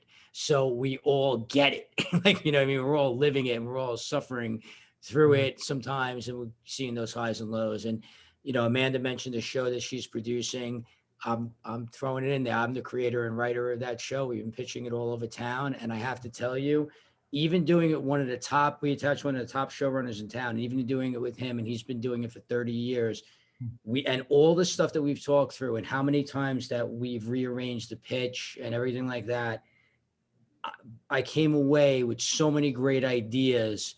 Like, you realize there's things you're missing, or there's things that could be better, or there's a better way of putting it out there. So I can tell you straight out, I'm grateful. And I know that everybody that has watched this today or is going to watch it on demand is going to be grateful as well. So I just can't thank you enough from the bottom of my heart. My pleasure. My pleasure, for sure. Awesome. This was humbling. Like I said, I've given this presentation a lot of times, and all over the world. And what I discovered is that the storytellers, you guys all share the same spirit, right? There's this desire to want to tell a story, to share something that you have to say, right? And so the last piece of advice that I will give is something that Peter Roth, one of the last I would say icons of the industry who just recently retired, he just said, we all have a responsibility to tell a story that says something about humanity, right? Like that's the deal. We may think that it's really, about, aliens and monsters and stuff, but at the end of the day, all of those real successful movies and television shows, those writers are trying to say something about the human condition. And that's what storytelling is about, right? Because we're humans and we're trying to, explore what humans can do about love, hate, fear, revenge, all that stuff. So keep that in mind when you're thinking about your stories. And I would think about that before you even think about what the actual genre is. Like, what do you want to say about, our existence? And then go from there and see where it takes you. All right. I love that. Awesome. All right, everybody. Well, we are going to be sending out a survey as soon as you guys log off. There is a survey. Please fill that out. That helps us get better. We're going to be sharing that information, with Chris, so we have an idea of how we did today. Tell us the good, the bad, the ugly. Chris, people noticed your Banksy painting in the background, which is amazing. Let's see, reprint.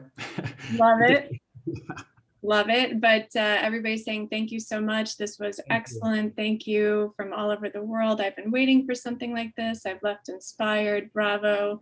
Hello from Italy. Amazing. 100% love it. Congratulations. I hope you could hear our applause. So can I just say one more last thing? I want to just thank this audience who, so many of you in this audience have paid it forward over the last 2 weeks since we announced this, last week and a half or so since we announced this, by sharing this webcast with your community, this webinar with your community, with your social communities, with some of you, your cast and crew. One person sent out, I think, 6,000 LinkedIn emails about it, which I thought was incredible to people, because they, people they're connected to in the business. And all I could ask from you guys is, if you got value out of the day, to continue to pay it forward, invite people to help us strengthen the community on Stage 32. As we like to say, the more members in the community, the more opportunity, and the more opportunity, the more success stories. And we all need to find our tribe. This is a collaborative business, and that's why the platform exists. So just thank you to everybody who has paid it forward already, and for coming here today and embracing your creative spirit. Cool. all All right, guys. Bye. Wherever All you are right. in the world. Thank you, Chris. Thanks, everyone. We'll see you all on Stage 32. Bye everyone.